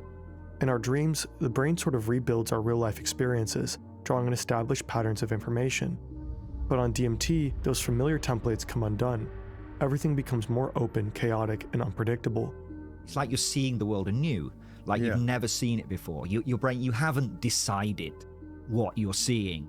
And coupled with this increased sensitivity to sensory information, the world becomes transcendent. It becomes much more vivid. Which brings us to one of the wildest DMT experiences of all, encountering spiritual entities or sentient beings. There are different theories about these types of encounters. One study examined how these two brain regions behave under the influence of DMT. These areas are essential for recognizing social cues and processing the emotional dynamics of human interaction. So when we have our normal experiences and we interact with our partners or co-workers, our sons and daughters, these same systems also start engaging in the brain. In turn, these areas become active when we try to understand someone else's thoughts and feelings, or more specifically, when we try to distinguish their mental state from our own. So right now we're working with a hypothesis based on what we found, that in essence what DMT does, it engages parts of what we call social cognition, the ways in which we build up our relationships in the world. In the hyperconnected DMT brain, these two regions engage far more intensely with each other and with other areas. And so we believe your brain is controlling it, but you're creating like an ulterior individual that you're communicating with like you would an actual different person. Enhances or pronounce or enable the appearances of these beings or entities. It's almost as if we simulate those social relations. Put simply, the brain massively ramps up its resources for processing social signals. And that could explain why so many DMT users encounter these entities or beings. Another key to understanding the substance could be just how similar DMT trips seem to feel to so-called near-death experiences. Such experiences can occur during traffic accidents, suicide attempts, and cardiac arrests. Many report a sense of brightness, seeing the light at the end of the tunnel, losing track of time and space, or gaining insight into some ultimate truth. The features that are similar to the near-death experiences in the DMT experiences are that feeling that many people have, that they have reached a sort of boundary or a limit of where they can go in this alternate reality or universe. Timmerman thinks these near-death experiences could also be linked to global hyperconnectivity. That is such a big transformation of the mind, such a big transformation of the brain, that it is likely that the brain is sending a signal that it's dying, that it is being transformed beyond recognition. In other words, there's so much going on in the brain during a DMT trip that the brain blows all of its fuses. It basically thinks it's dying. And yet, there's one major difference between DMT trips and near-death experiences. DMT is more visual, and near-death experiences are more disembodied. Then again, near-death experiences are also far from being fully understood. This makes it even harder to draw reliable scientific conclusions with regard to DMT. Back in the 90s, Yo, this is actually like one of the best YouTube videos I've ever seen, bro. This is so fucking fascinating. Rick Strassman proposed a bold hypothesis that the spirit molecule, DMT... So when you're tripping, not only is it like you're awake dreaming, it's like so amplified that like you're almost feeling what it would be like in your last moments, because your brain's actually convincing itself that you're fucking almost dead. Might be released during crucial life events like birth, death, or profound mystical experiences. Today, there is strong evidence suggesting that DMT is produced naturally in mammalian brains. Scientists are still investigating why that is. Early findings suggest that DMT release in the brain correlates with a massive surge of stress hormones. One experiment with lab rats showed a significant increase in DMT levels following cardiac arrest. Another study suggests that releasing DMT in the brain could also have a protective function. The compound appears to activate a receptor that helps brain cells survive oxygen deprivation and oxidative stress. So DMT might as well be a kind of built-in emergency medication for life-threatening situations. And a very recent study suggests that DMT levels in our brain might be much higher than previously assumed, and that it may be involved in a number of physiological processes. So here's what we know so far. DMT occurs naturally in plants. But when is that DMT in your body actually released outside of, oxygen deprivation, when you're having a fucking heart attack or when you're actually about to die? Are you getting microdosed with DMT like constantly? If there's that amount of DMT in your brain, when are you feeling it? Mammals and humans. It's even considered endogenous, meaning our own bodies may produce it. We also know that when on DMT, our brain seems to be far more interconnected, that it activates so many different areas that it can feel like entering an entirely different world, one where we can communicate with all sorts of otherworldly beings. And in some cases, our brain gets so overwhelmed by this hyperconnected state that it thinks it's dying. But all of this is just the beginning. Early clues, hypotheses, and indications. Nothing more and nothing less. Most of the questions DMT poses to science are still wide open. For now, DMT remains a vast, unsolved mystery. We still don't fully understand how it creates such vivid hallucinations. We don't really know why our own body produces it, and we certainly don't understand how 50 milligrams of this tiny molecule can reshape entire lives in just 20 minutes. We're back in the Amazon rainforest, about 170 years after Richard Spruce. Once again, a British researcher is attending an ayahuasca ceremony, but things are different this time. Simon Ruffle is not a botanist, he's a psychiatrist. Unlike Spruce, he knows exactly what active compound he's dealing with. For the past decade, he's been studying ayahuasca to explore its potential role in healing trauma, like PTSD in war veterans. But so far, the number of participants has been too small for conclusive results, and some of them feel their mental health has worsened after the ayahuasca experience. Wow. But others show first signs of improvement. In some participants, Ruffle has observed significant reductions in depression and anxiety outcomes. Timmerman has seen similar indicators in his own research. His theory: depressed individuals tend to think that they are worthless individuals, that they are unlovable, for example. They adopt beliefs that are no longer useful for them. What DMT does, it acts on these brain mechanisms that are related to that sense of self, and they... Oh my God. And so you've built this idea that like you're unlovable, your life sucks, and that'll never change.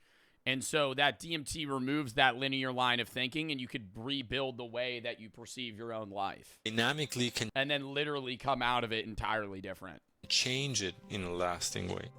Some studies suggest that meditation and other mindfulness-based practices could offer positive effects that are similar to those of psychedelic experiences. Yeah, people that are really good at meditation and like long-term deep meditation do report that like they experience time dilation and hallucinations similarly. One of my philosophy professors, the one that was from Korea that taught me about Buddhism and Chinese philosophy in general, or just Asian philosophy in general, was really into meditation. And he told us that he would meditate for hours on end and it would feel like weeks. But research on that is also just beginning. Chris Timmerman will continue to explore DMT's medical use, but he's also looking to unravel an even bigger mystery: human consciousness itself. I'm particularly interested in using DMT to help us understand how we construct our usual worlds of experience. He's chasing the same secret that made Terence McKenna set out about 60 years ago.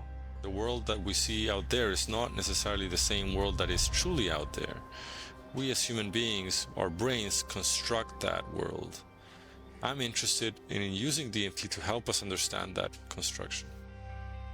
What and how we map everything that we understand, because the world in the way that we perceive it is not actually the way that the world is. It's the way that our mind perceives it to help us survive. Wow. Death, thank you for the 3 gifted. Otis and Coachella, thank you for the sub. Rochi, Meme, and Short for the sub game, thank you for the 3. Any upcoming merch projects? Yeah, but I'm not going to talk about it right now. Jeff, thank you for the 3 says W video. Shadow, thank you for the 2,300 fucking biddies, bro. Appreciate the bits, man. Vaughn and G for the sub. Mona and Connor for the sub. Clux, T-shirt, Polo and Liam for the sub. Demand, Adam, thank you for the 5 gifted. Ruben and Keith, thank you for the sub. Alex for the sub. Pasty, thank you for the 3.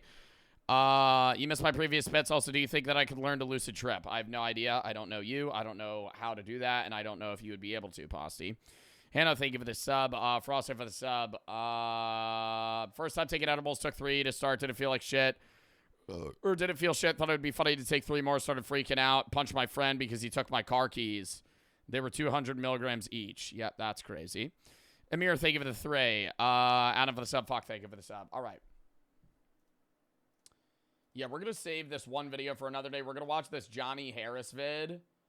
And then we're going to tap into that Bridge Kids video. I got to piss real quick first. Sorry for having to pee so many times. Adam for the sub. Fuck, thank you for the sub. Somebody doing rant of choice? All right, type in chat what you want me to rant about. My mods will pin it for when I'm back. Yell me down.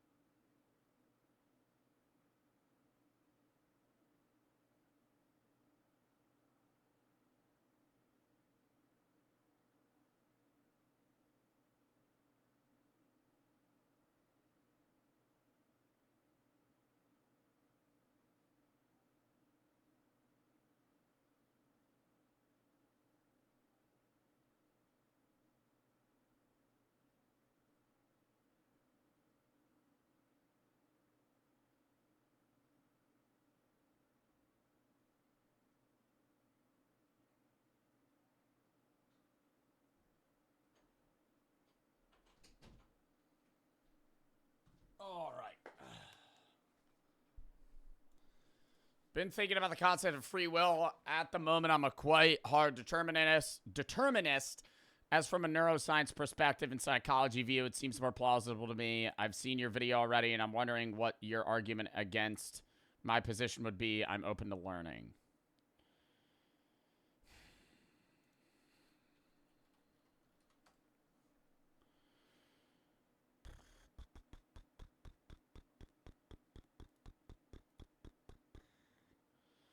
So you're saying that also, why is this person spamming this? Hold up.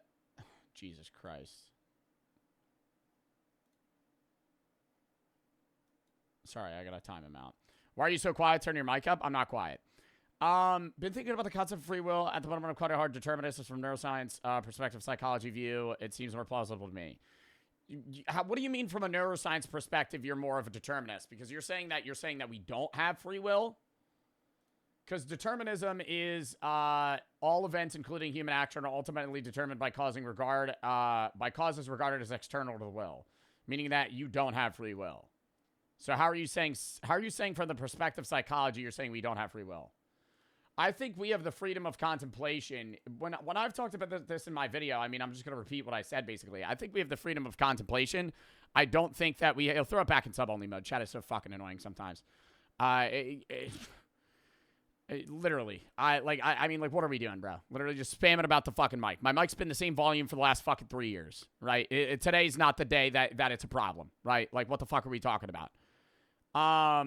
Anyways, I'm going to have the same take that I had in the previous video, right? Or the video that you're talking about, at least, where I think that free will comes down to a freedom of contemplation and reflection rather than the freedom of choice in the exact moment, right? Free will in the moment of a choice you don't actually have because all the previous experiences that you've had in your life kind of lead up to that moment. So I wouldn't say that I disagree with you. I would say that I have an altered view of your view, right? Or an altered perspective of your view, right? Like, I'm not a hard opposition to you because I don't think that we have full-on free will. So, what do you mean? Like, you need to explain how I would disagree with you if I don't disagree with you. Otis and CMS for the sub, Kane for the sub, Darling. Thank you for the sub, Nutella. Thank you for the 3. Do you think the Iran war will escalate into a more regional war? Do you think it'll have spillovers to Turkey and a NATO country, which will basically start World War III? Do you think there will be a civil war in Iran? Hey, brother, Nutella, I'm not a war expert, history expert, political expert in any way whatsoever. I do have a good video that you could watch about the war in Iran and the history of Iran and their leaders and $5,000 why is like that. people have an interest in that area in general for oil transportation As and like, well, a few other reasons. He's saying the same. This is a good video you could fucking tap into if you want to learn about the war in Iran. But, brother, I have literally no knowledge on that, so I don't think I'm the guy to ask. Real Plumpy and Red for the sub, Dead for the 1,000 biddies. Keep in mind, Nutella, I am a Twitch streamer. How am I going to know if the Iran war is going to spill over to Turkey and other NATO countries that are going to spark World War III and civil wars in Iran? I don't think that it's a problem that's going to be solved. I think people perceive the assassination of the Ayatollah leader as like a means to the end in some way, and they're like, okay, now they're good. Well, no, it's the same thing with Maduro, right? Just because you kill their leader doesn't mean that you've solved the problem, right? And just because that leader was bad doesn't mean that that was a good decision for the president not to interact with Congress in his decision-making to kill that guy, right? Or capture Maduro, for that matter, right? Just because the reasoning is there doesn't mean that you could just do it without, going through the right methods within the governmental system. Outside of that, I don't think that killing him is just going to solve the problems within Iran, right? Iran is still going to be a asset for China in the sense of just having a foothold in the Middle East. Similarly to Russia and was it Pakistan? Hold up, I got to look at the map of the Middle East. No, similar to Russia and Syria. Right, Russia and Syria they might not be, intertwined mentally or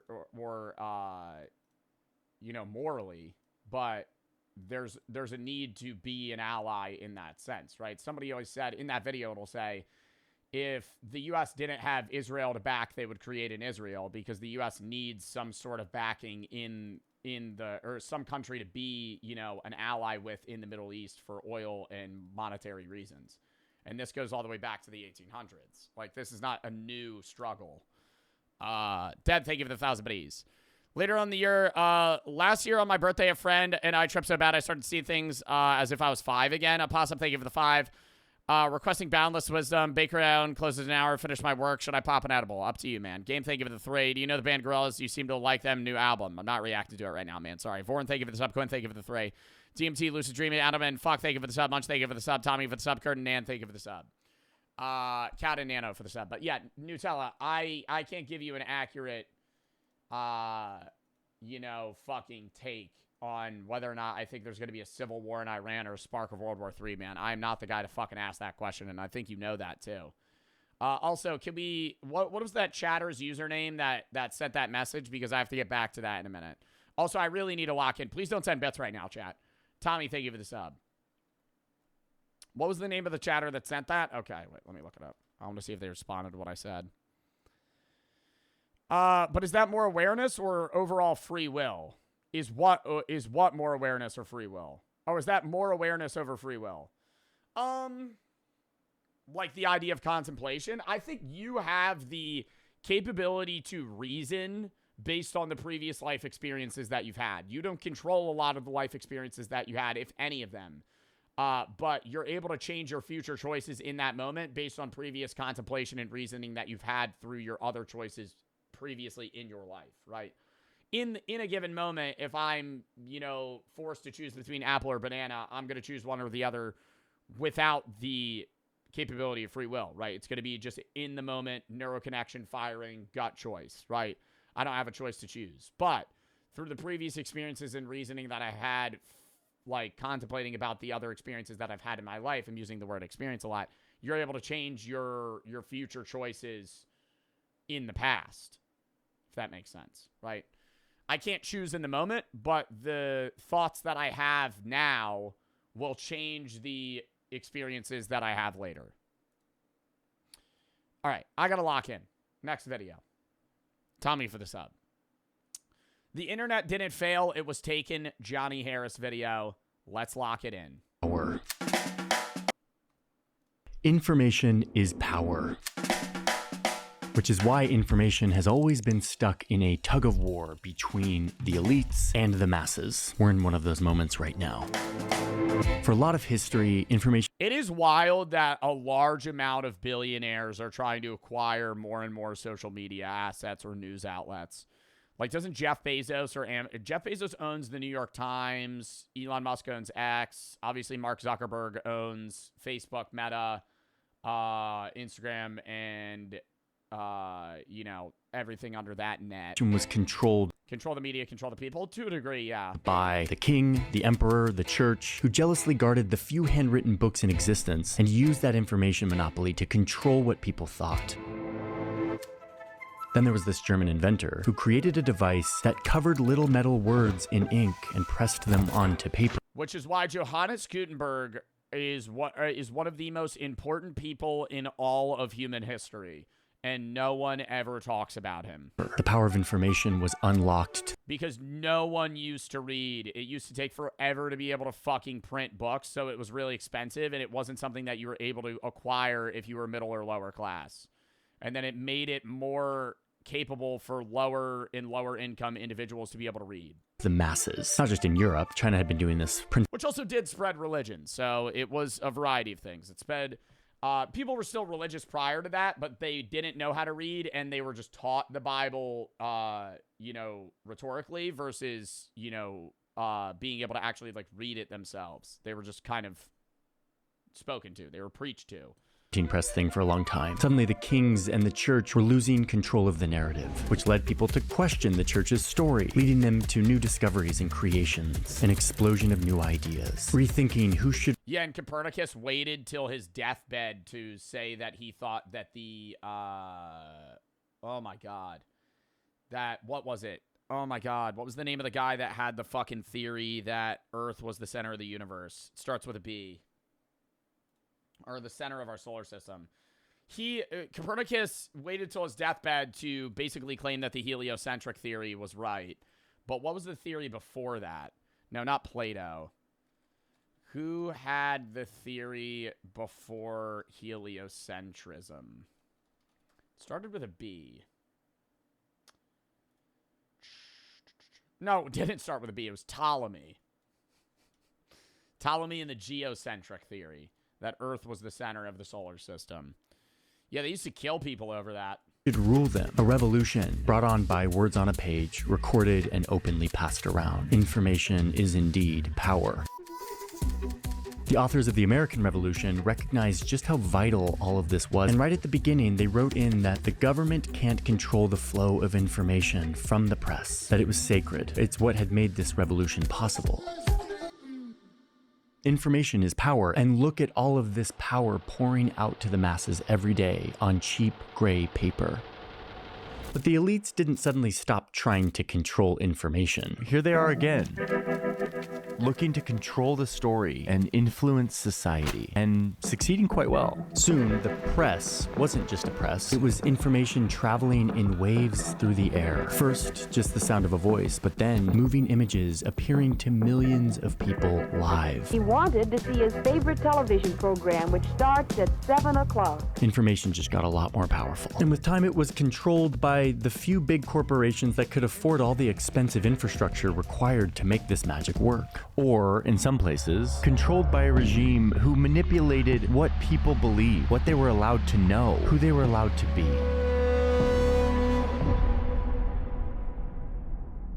Information is power.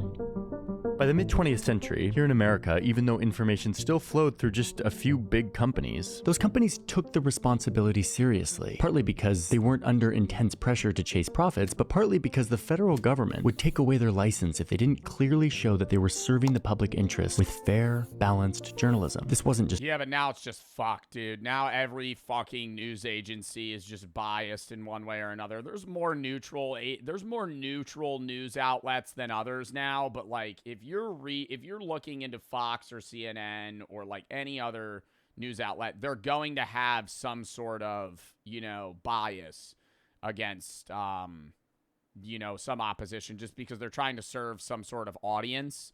And obviously the people that are paying for ads and other things in their news station in general on their news network. So I don't think it's like fake news. I think it's like fully biased news. I think a lot of people say like, oh, Fox and CNN just report shit that's fake. It's like, no, they're reporting like an extremist view of what's happening on either side. And they're also going to blow everything into some sort of aggravated proportion that they can to try and garner more viewers. Because nobody's going to tap in if they're like, hey, this is happening and it's boring. They're going to be like, this is the end of the world. This is what's going on. This is horrible for our economy. Oh, my God. Why are people spamming? Chat, yo, mods, can we stop doing this? I'm trying to have, like, a serious video right now, People are saying, like, spamming Scream. Did somebody redeem Scream? I think this is, like, a serious topic. Chat asked nicely. I don't really care, McChunky. This isn't like a joke video. We're actually talking about something serious. Joe hates me. I am slightly annoyed that you just got my chat to start spamming garlic bread. All right, somebody redeem Scream. Shut the fuck up now and lock into the video. Just an expectation. It was... We're in sub-only mode and my chat's being hell right now. What the fuck? Might as well take it out. Let's lock in, okay? No more stupid fucking polls. Can we watch the video? A policy enforced through the fairness doctrine. So the big networks reported the facts. This guy was called the most trusted man in America. And that's the way it is. Friday, March... The nation shared a common reality and definition of truth. Power held by the people. Reporting for CBS News. Oh, but here come the money people again. In the 1980s, the haters of government regulation killed the fairness doctrine, and very quickly journalism shifted from a public service into a full-on profit-maximizing business once again. The content started running non-stop, 24 hours, optimizing for attention, ratings, opinions, and deprioritizing truth and substance. Once again, powerful people are trying to control the information, but not for long. Yeah, and only reporting on certain things that aid the opinion that they're trying to share, right? That's why there is that level of bias on, like, you know, Fox or CNN or just like other news outlets, I'm using them as an example, they'll report on some things but not others to further that opinion that they're trying to push, right? To then get more viewers, get more ad revenue, and promote more things so they're able to constantly just make more and more money. I wish news outlets were unbiased. I wish there was a way that they weren't government backed, so the government didn't have their hands on them, but they also weren't driven for profit, so they weren't skewed towards a certain way, right? It would just be so much better. Like, I don't know how you would do that, though. Because, like, if you took away them being a for-profit company, or even non-profit for that matter, they're still paying people out, right? They're still going to be biased in some way, but you can't have them backed by the government because then whoever's in power is going to have their hands in the news to try and, you know, share whatever, like, you know, I guess, fucking narrative that they want to push. Are you kidding? I can't go another day without the internet. The internet was a big moment for this tug of war. It was the ultimate democratizer of mass communication. It even promised to end this tug of war altogether, end the cycle of powerful people always trying to control the flow of information. Kings and priests back then, media moguls and financiers now. This is the most humble day of my life. Was their reign over? You can find anything from planning a vacation to MTV or real-time live audio. The net is fabulous. Journalists at the time observed that, quote, nobody owns the internet. No single organization controls it. This could be the end of, quote, choking the flow of information because the internet, quote, celebrated the right to speak and be heard. And those predictions start coming true. Yeah, bro, it's like there's weird eras of, like, freedom in media, and then it's, like, immediately clouded over profit and bias, like, soon after. I mean, that's, like, competition between companies anyway today, I guess in the social media platform sense. But there's always going to be, it's always going to be really good and then really bad, right? Because you can't have, even if you go in with the idea of, like, I'm going to make some fucking social media outlet that everybody can, you know, say what they want. There's going to be no bias. We're not going to push anything some certain way. But then you need to make money, right? Because you have to fucking run a platform. You have a network service that you're promoting that costs money. So you have to put adverts in. And if people are saying things that aren't ad friendly, then you can't have adverts. That's why Twitter sucks. That's why Twitter, because Twitter is like the least marketable platform ever. Like, people praise Twitter because, you know, they're able to, you know, share what they want to say. But in the same sense, it's like they can't put ads in Twitter, so it doesn't make a lot of money. And then on top of that, now creators can make money through tweeting, so they just tweet shit that's fake news for clicks. It's looking like a single video can spark a revolution. Young people huddled around a computer sending 140 characters can lead that revolution. Secrets are exposed. Abuses and corruption are instantly seen by millions. Accountability, transparency, powerful stuff outside the control of the gatekeepers. There was a sense that the internet would lead to this revolution, to a, quote, more rational, less dogmatic approach to politics. For the world's information was being liberated, and so are we.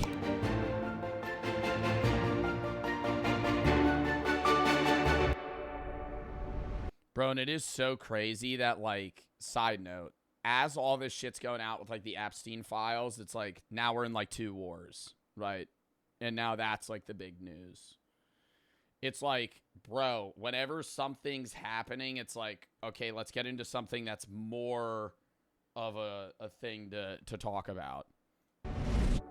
There's always a diversion away.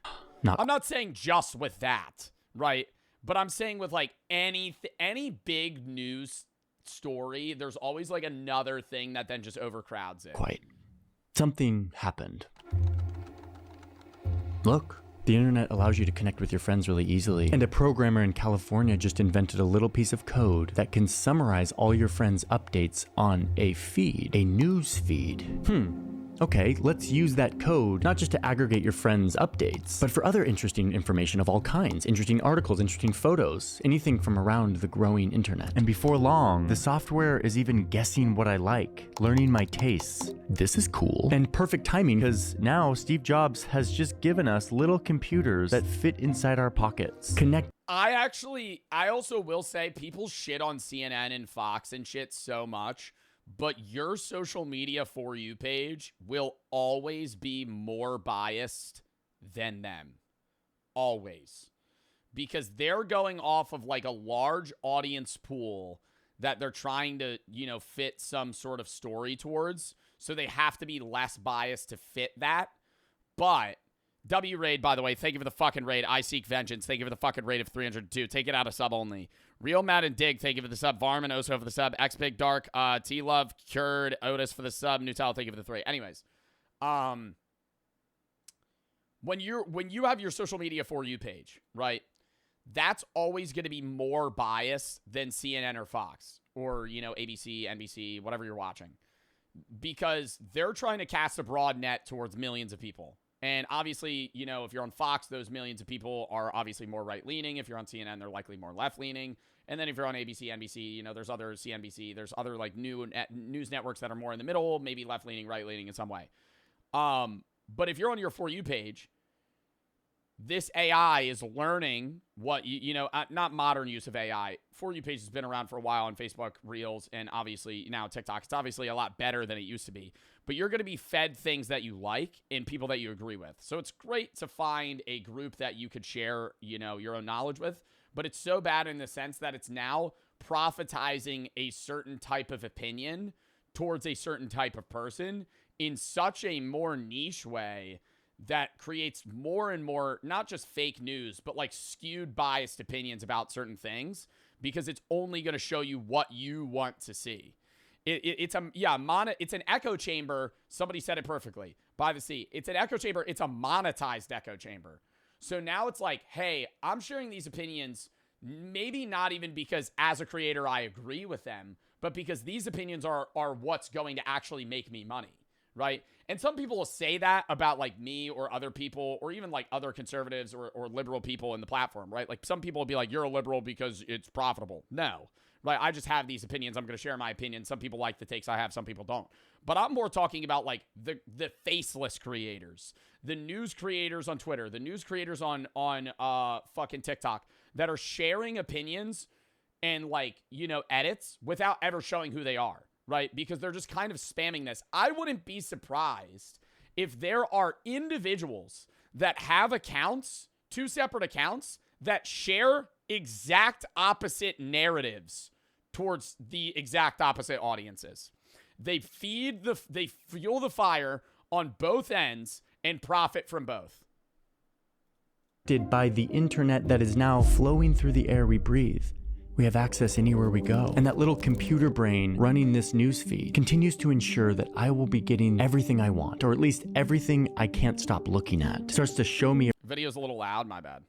a reality that is tailor-made for me, one that confirms my identity, one that demonizes people I disagree with, echoes my opinions. And soon, I'm making a whole career off these algorithms. And yes, I have to make these faces sometimes to get people to click, but I'm able to publish in Yeah, bro, people clown on like the thumbnail face shit, but you have to. If you don't do it, you don't get clicks, bro. Like there's like a few anomalies in it, like Penguins or Charlie, rather, most critical, where it's like he doesn't even need a thumbnail, or like Queso, but it's like realistically, bro, you need to do like the thumbnail bullshit. Like there's no way around it. Depth journalism, stuff that would never fly in the old media world, but now is finding millions of people who want to learn about the world. This makes me feel a deep appreciation for the internet and the algorithms that helped give me a career. But I also see that we are in one of those moments, once again in the tug of war, where the world's richest men are concentrating control over the pipes through which all of this is running, all of our information. Okay, well, who uses Threads? Okay, who the fuck uses Threads? What we see, regardless of if it's true or not. Same thing is happening in traditional media that is now centralized around just a few companies and a few really bots.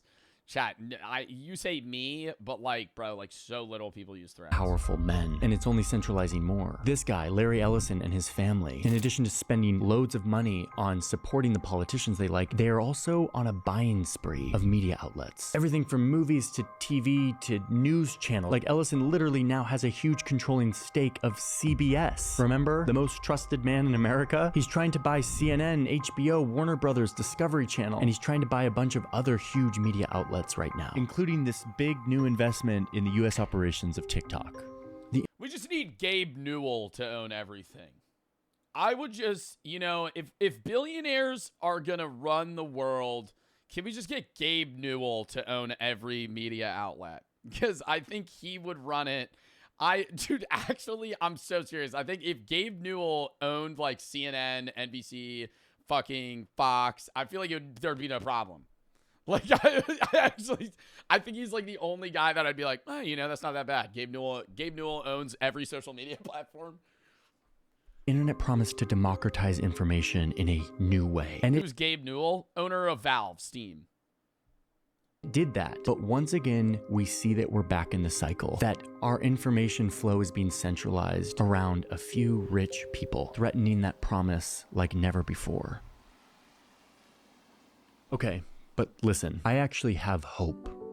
A lot of hope. And it is derived from something very real, which is all of you. Millions and millions of people who show up from all around the world week after week to watch and engage with in-depth, curiosity-driven journalism to better understand the world. I don't think the promise of the internet is dead. Yeah, I think independent journalism on YouTube is like one of the best things that's happened to modern social media. Like because yes, they're getting paid for it, but they're not themselves getting paid to show a biased opinion. They're just getting paid to make, you know, do journalism. They're getting paid to report and see, and hey, this is what I found. I just think it's in the middle of being hijacked, and we want to create a place where we can start to take it back. Which is why today... Which is why I think so many people liked Speed's, like off topic, Speed's fucking, you know, Africa tour. Because it actually showed like, not that Speed's a journalist by any means, but it bridged this gap between like influencer and journalist influencer of like, hey, this is actually what Africa, you know, is like, right? Because so many people perceive Africa as a continent as like underdeveloped and like non, you know, societally, you know, driven. But it's like, that was the exact opposite of what you saw from his point of view. We are launching New Press. New Press isn't just another media channel or media company. It's more of an idea that journalism can be done differently. It can be done with people instead of just at people. New Press is made up of two parts. Part one is the journalists who are creators like me. We're building a group of journalists who all have their own channels. So we have mine, we have Search Party with Sam Ellis, we have Tunnel Vision with Christoph Halverson. We're launching our fourth with former New York Times columnist Max Fisher. All of these channels are different from one another because they are driven by the personal curiosity and perspective of each creator. But what unites these channels under New Press is our goal of bringing understanding, genuine understanding, to important events around the world. It's not breaking news. It's nourishing, in-depth journalism that teaches you how the world works. Wow. Okay, so that's part one of New Press. We've been doing that for a couple of years now. Today, we are launching part two of that vision, which has a lot more to do with all of you. Newpress.com is our new algorithm-free corner of the internet, where we can bring all of you deeper into our journalism. This is where you can ask your questions, but also get insight into what's... It's just like, the only question I would have is if you don't have an algorithm, how do you find... How does it work, you know? Outside of just like individual connections with creators or just other individuals. Like old Facebook would be like, okay, yeah, I follow you, you come up on my thread. But like, would it just be like a random amalgamation of like info? Stories we're working on. And my favorite... Get sponsor block? Brother, I'm happy to watch this sponsor because I feel like he's actually promoting something that's like cool. Part, you can... And he's making it. This isn't like a paid ad. Contribute your unique understanding of the world to our journalism. Maybe you have relevant info to the video, experience or expertise in a certain topic. Maybe you live in the place that we're reporting on and can help lend perspective. Or maybe you're simply curious and you want to help us dig up facts. New Press is the place where you will be able to contribute to our journalism and help make it stronger, more representative, and more accurate for everyone. Anyone who's been following my work for a while knows like a better Wikipedia that I love crowdsourced journalism. All right, I'm done watching that. That was cool though. Fast forward a little bit.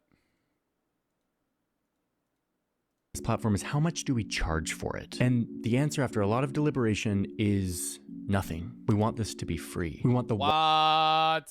See, but then, dude, that's the problem is how do you How do you fund a free social media platform that costs money? That's the problem that I was just saying. Like, I don't want to say this is going to be short-lived is, like, my only issue, but it's like, how do you create a social media platform and fund it without any means of making money? Ads? But then you start getting into, like, the fucking shit of it. Widest, most diverse group of voices to contribute to our journalism. So there will be no paywall blocking you Yeah, or their channels. Maybe they're just, like, funding it, like, like, individually funding from it. participating. You can go sign up right now at newpress.com and start contributing to the prompts that we have up there. Okay, but real talk here. This thing has to make money or we will not be able to keep it open. So for those who have the finances and want to Oh, is it going to be like a Patreon? Contribute and support this just so they could that makes more sense. So it's like a news outlet where it's like, hey, if you want to, you could donate and help fund this mission. You can sign up as a very, very interesting member. It's $60 a year. Paying members will get access to a deeper insight into how we make our journalism, stuff that you don't see on YouTube. They'll get access to a few extra spaces and communities and some exclusive content like Q&As with me, discussions with the other creators, maybe some unpublished interviews. Oh, and for those who sign up soon, you'll be considered a founding member. And as a okay, that is cool. Make more in-depth videos in addition to running New Press, the platform. Is the rest of this the ad for it? I think it is. That was a fire fucking video, though. And I actually think that is a cool thing they're making. I want to actually click on this real quick. News Press. Yeah, you could just be a $0 member or contribute. And there's 4 creators that made it. It's just like starting to like soft launching that is so hard. You know what I mean?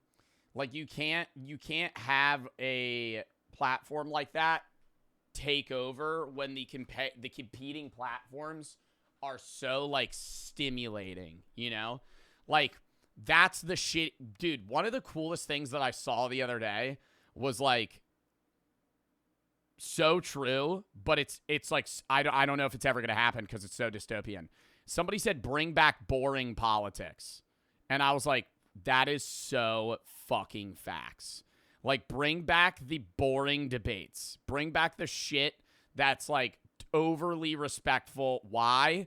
Because, like, once you start, like, clickbait engaging in, like the shit that Trump says, where it's just like, okay, this is outlandish, but it's, like, insane, so we're gonna fucking, you know, clip this up and have it. It's like, why, like, politicians should stop clip farming, right? We need it to be boring suit work that, like, they debate shit and get stuff done, you know, like, actually just, like, nose to the fucking grindstone. This is how we're gonna solve problems. This is gonna be a 2-hour talk that's, like, really analytical into this and not just like, oh, well, we're gonna tax them, we're gonna do that, you know, like, just because it's like I want to get back to that.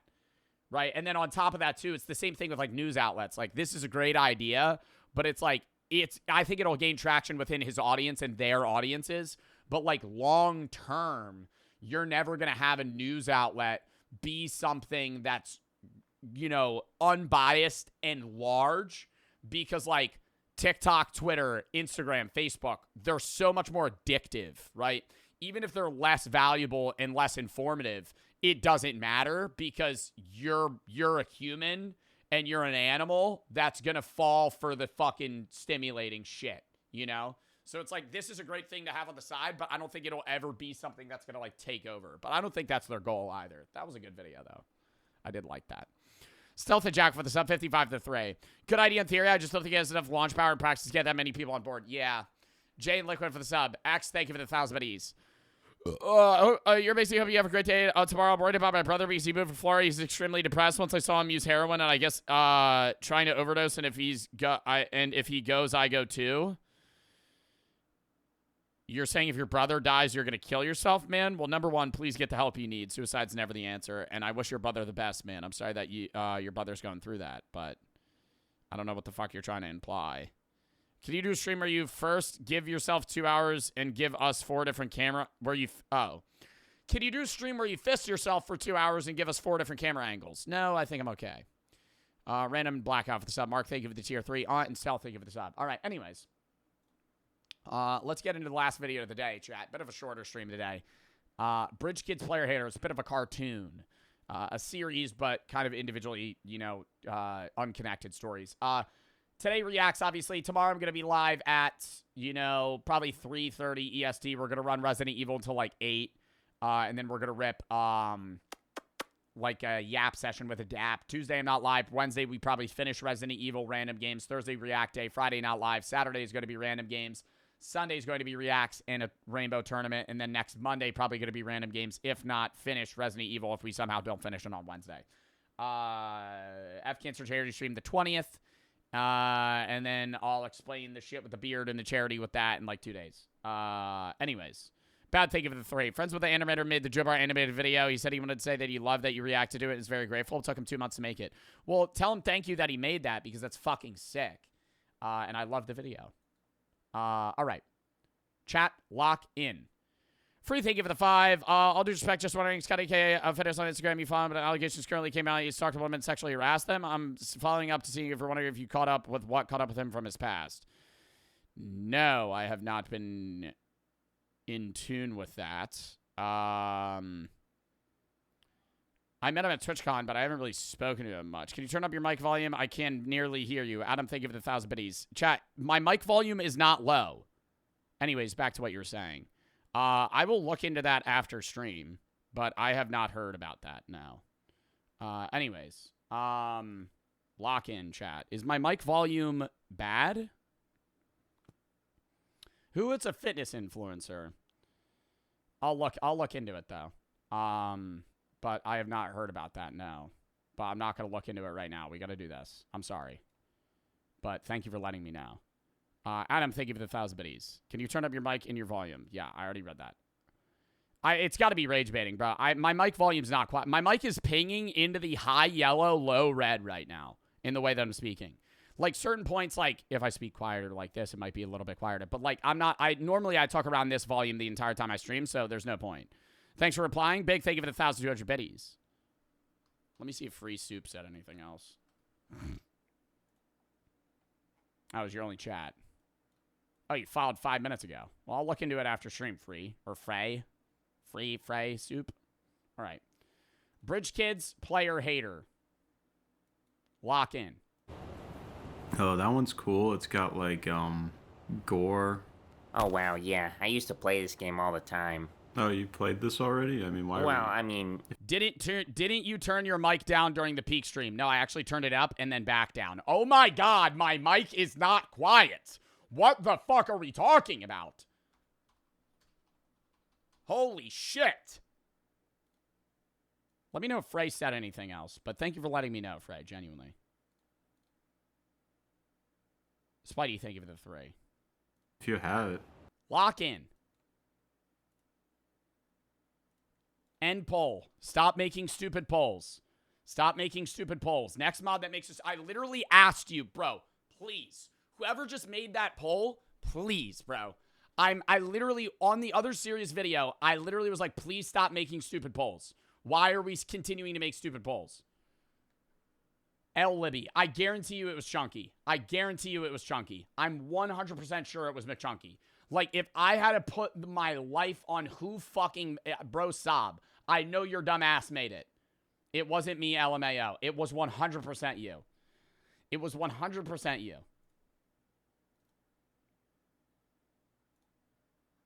Lock in. Okay. Mountain and Tat, thank you for the sub. Okay. Oh, that one's cool. It's got, like, gore. Oh, wow. I gotta rewind. Temper tantrum. Motherfucker! Oh, that one's cool. It's got, like, gore. Oh, wow, yeah. I used to play this game all the time. Oh, you played this already? I mean, why? Well, I mean... If you have it, we should play it at your house, like, right now. Well, I mean... I mostly played it on an emulator, but I mean, it'd be cool to have, like, my own actual physical copy. Wait, hold up, bro. You gotta check this out. Yo, what? Bro, what's this called? Fucking Sexy Beach Volleyball Ultimate? Yo, we gotta get this...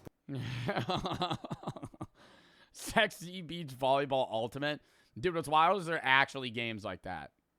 Like Gooner anime volleyball video games. Ultimate? Yo, we gotta get this, bro. We gotta get this. God damn, I didn't even know they made video games about girls. Okay, so I guess Samus Aran doesn't exist. Now, is this a game for girls, or is this a game for guys that like girls that look like this? Well, it's a game for people who like mechanically stimulating experiences. Yeah, this got me stimulated. Okay, all right. Okay, check this out. I'm on my Pawn Star shit.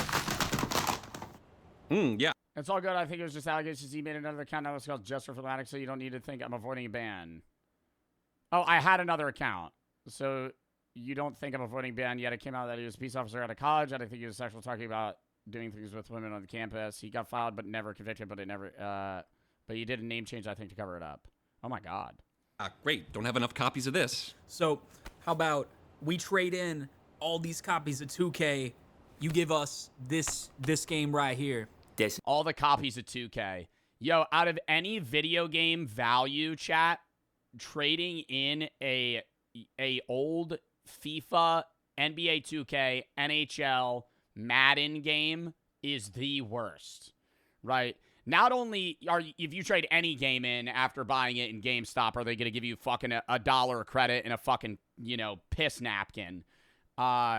Dude, trading in like an old FIFA is like valueless. No, for you can't refuse. Because they're not, dude, that'd be like, hey, like, what could I get for like FIFA 17? A penny. Because nobody's buying that. How do I put this in terms you might be able to understand? These games are worthless. No, whoa. Back it up. You should actually be paying me to throw them away for you. No, bro, you can't say that. It's one of the best franchises of all time. Yeah, man, each one of these should be worth hundreds of dollars. What? Do you live in a fantasy world? You probably know a thing or two about living in fantasy worlds. You probably playing World of Warcraft or something. Playing some kind of gay little nerd game. Okay, fine. Why don't I cut you guys a deal? You guys walk away, and you get nothing. What a deal. Wait, I don't understand. That don't make any sense. I'm saying you need to leave. You're banned. I don't see how that's a deal. Leave! Okay, bro. Leave! Please. Calm down. Leave! Dog, chill. No! Holy shit, bro. Whoa. You know what's fucked is this is like one of the only scenarios where like I actually agree with like a game store representative of being like, I don't want to buy these, fuck off. Like because you could buy like Black Ops 7 in like disc form for $70 and then go to a GameStop a month later and they'd give you like $20 in store credit, $10 in store credit. Like they're going to give you jack shit. But any old video game, what the fuck? Or any yearly release rather. Not any old video game. Because you could trade in like a Pokemon game and it's still valuable. That was so cool. I've never seen someone actually scare those guys away before. Yeah, well, thanks. It's not a big deal. I've dealt with guys like that my whole life, and you really just have to stand up to them and put them in their place. Yeah, exactly. I mean, I've been saying this. It feels like those guys think they could just get away with anything. Yeah, maybe out there they can say what they want, they can pick on who they want, but in here, I make the rules, and, they have to be held accountable for what they do. Wow, he's kind of power tripping at a GameStop. That's crazy. And for what they say. Yeah, I mean, I wish it was like that everywhere, honestly. I don't think that's Aura. I think the point was good, but then he said in here, he was like, they gotta listen to me. I'm like, oh, God. Well, are you guys interested in any games here, or what you got there? Oh, yeah, sorry. Yeah, I was actually wanting to know if I could, like, rent this one. Oh. Rent it? Liquid Blood Gaiden. Yeah. Interesting choice, yeah. Yeah, if you like this, I got something I think you'll really enjoy. It's, looks like your friend already found it.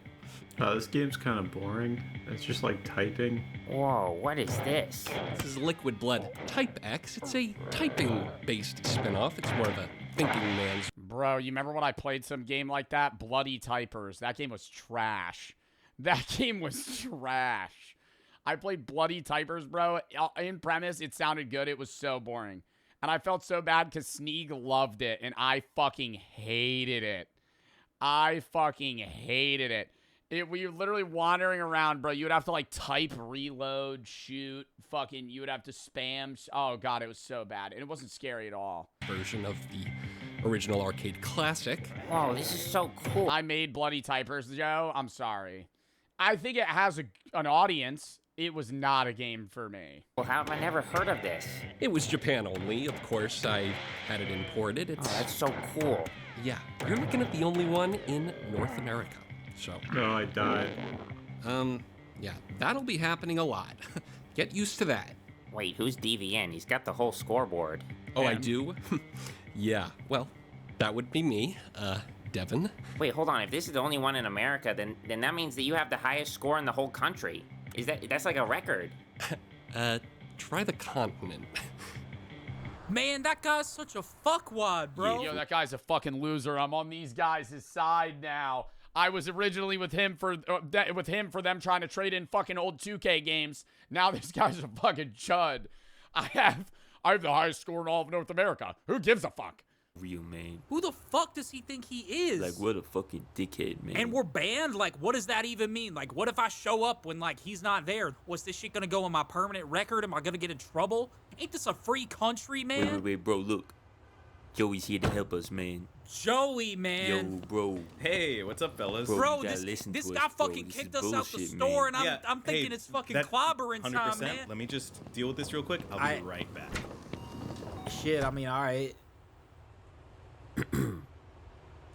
They're just gonna stand and wait Hey, for fellas, him? sorry about that. Oh, that was quick. What's going on? Okay, listen, let me lay it out for you like this, right? That dude in there, Oh, Devin? yeah, he's a fucking bitch, bro. All we did was we went in there, we were trying to, like, be customers, we was selling him games, and they were good games, too. motherfucker threw a temper tantrum, fucking kicked us out the store, fucking stole our games, we didn't even do nothing wrong. Oh, that can't be right. He said we're bitches. I'm sure there's just a big No, misunderstanding. man, nah. Look, Devin, he might come off pretty strong, but he's a good, rational guy deep down. I'll go in, I'll talk to him, and we'll get this all straightened out. I have a feeling that one of them is going to beat his high score on Type X, and he's going to crash out. Like, that's definitely what happens. Because he's bragging so heavily. Like, he holds, like, his personality with this fucking weird-ass arcade game. And he's gonna freak out when somebody beats him. Thank you for the 3. Thank you for being live. It sucks living in Alaska. It's -20. Oh, my God. X-Big, thank you for the 3. Or for the 6. How's the snow? It's not snowing anymore. G and GM, thank you for the sub. X for the sub. Lulu, thank you for the 3. Did you sub to Ludwig and Squeak? Because it's a new month. Yeah, I have a recurring sub on them. Ali, thank you for the 5 subs. Ali and Wen for the sub. Ellis, thank you for the 3. First up to Nurse Studio Streamer, love the content. Thank you. Shadow and Mountain, thank you for the sub. N and Tato, thank you for the sub. Free, thank you for the sub. Spuddy for the 3. Lock in. And everything will be all right, man. Don't worry. Yeah, I did a couple no garlic runs. Oh, wow. Boss Rush was a bit of a grind, but... I mean, that's insane. I mean, I feel like the game's so much harder. It's like impossible if you don't have garlic. Oh, it's possible. Hey, Devin, can I talk to you for a sec? Yeah. Well, sure. Randomly, he's going to go, I beat your score. I beat your score. What? I just wanted to talk about those 2 kids outside. It sounds like something might have happened, and... Those little dickheads are still out there? What do they want? Well, I think there might have just been a misunderstanding. I think you have their games, or yeah, there was a like misunderstanding. They thought these games were worth something. Sure, that's fine. Any chance you can just like give them back and... If they want them back, they can come in, but they can't come in because they're banned. Look, they're just kids, you know. I'm sure but they're just kids. No, but they're just kids. Brother, just take the games for them and hand them to them and be like, okay, you're banned. You're banned. Here's the games back. They're just kids. They're assholes, Joey, and they'll always be assholes. I mean... And why should they get special treatment? Because they're jocks? Because they think they're so cool, and so now they're so cool now? I mean, you were the exact same way in high school. Oh, look at me, I'm Joey. Oh, everyone loves me because I'm so tall. Wow. Great. You could get away with anything. Yeah. Yeah, and you're still like that. You come in here, you make a big mess of my store, you put these cans on the ground, and you expect me to just pick them up and start moving things around like... No, yeah, well, he's a delivery driver. You're trying to trick me into hurting myself. I lift this up, and, no, I can... and now my back's hurt, and now I can't run the store. And hey, man, it's all right. What if I went over and stocked the fridge for you, man? Okay, then do it then. Just sitting here talking about it.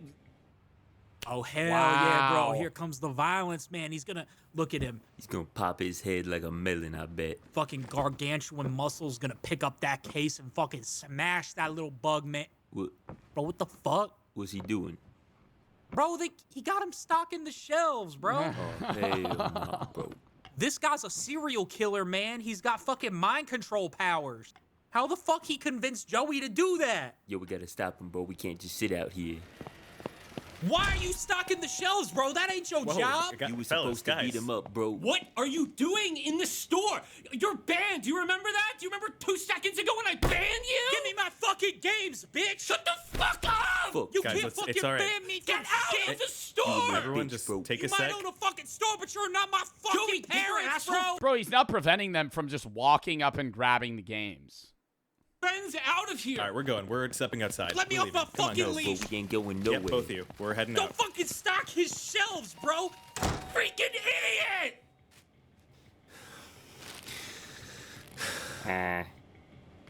Hey, you know, I think you handled that pretty well, all things considered. Yeah. Well, I mean, what, does a ban mean nothing anymore? You know, I'm trying to run a business here. Yeah, I mean, of course. Trying to run a business, bro. What are you fucking making? Does he own this store? Yeah, I mean, you gotta stand your ground. Yeah, well, I try my best, but sometimes they get on my nerves. And, yeah, sorry you had to see all that. But...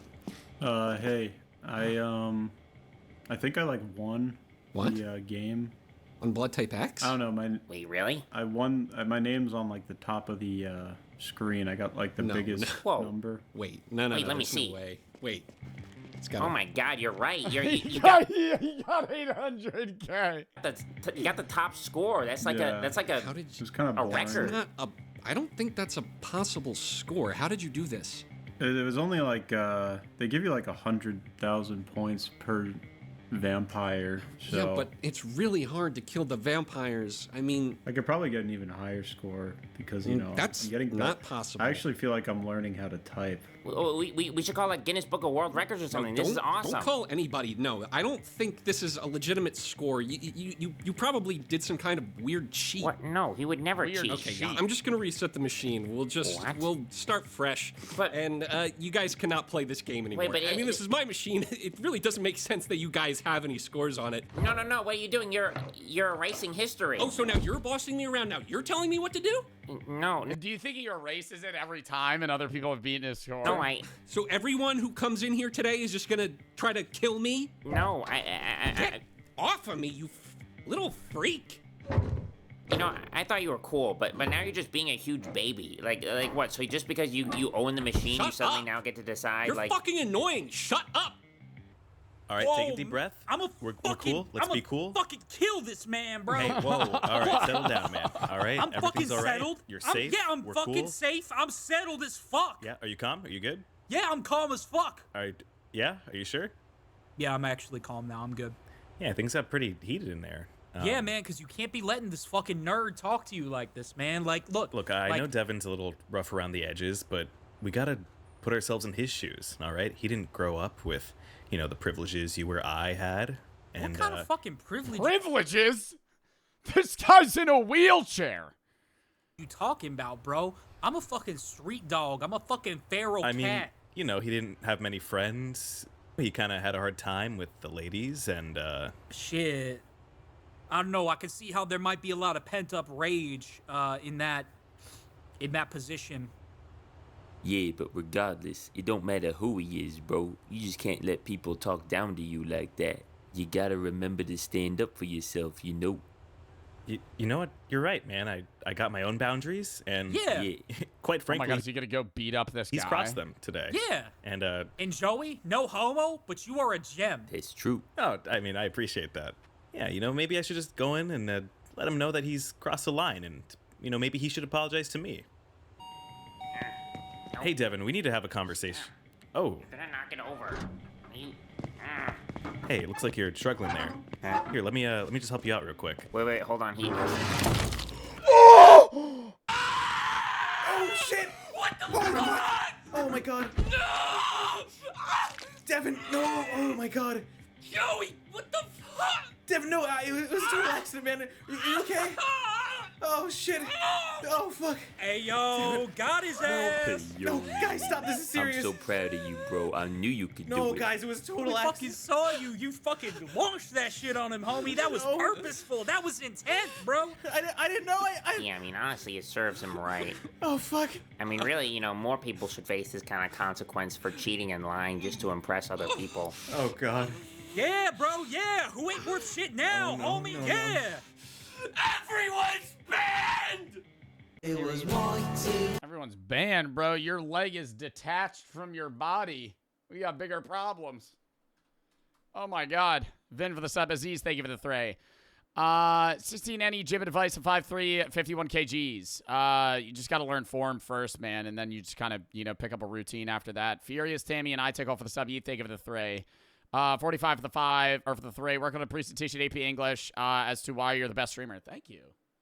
I appreciate that. And Blueberry for the sub. All right, chat, we're calling that there. Already posted the main in the gaming, so watch that. Outside of that, I had a good time streaming. I hope you guys had a fun time watching. I'll be live tomorrow at 3:30 EST. We're going to be doing Resident Evil Requiem for like, 4.5 hours. Then yapping with the dap. Tuesday, I'm not live. Wednesday, we're going to finish Resident Evil likely in random games. Thursday's React Day. Friday, I'm not live. Saturday's going to be random games. Sunday's going to be Reacts and a Rainbow Six tournament. F Cancer charity stream the 20th, and then we're going to be doing another charity stream late March. I'll explain that later. Who do we want to raid?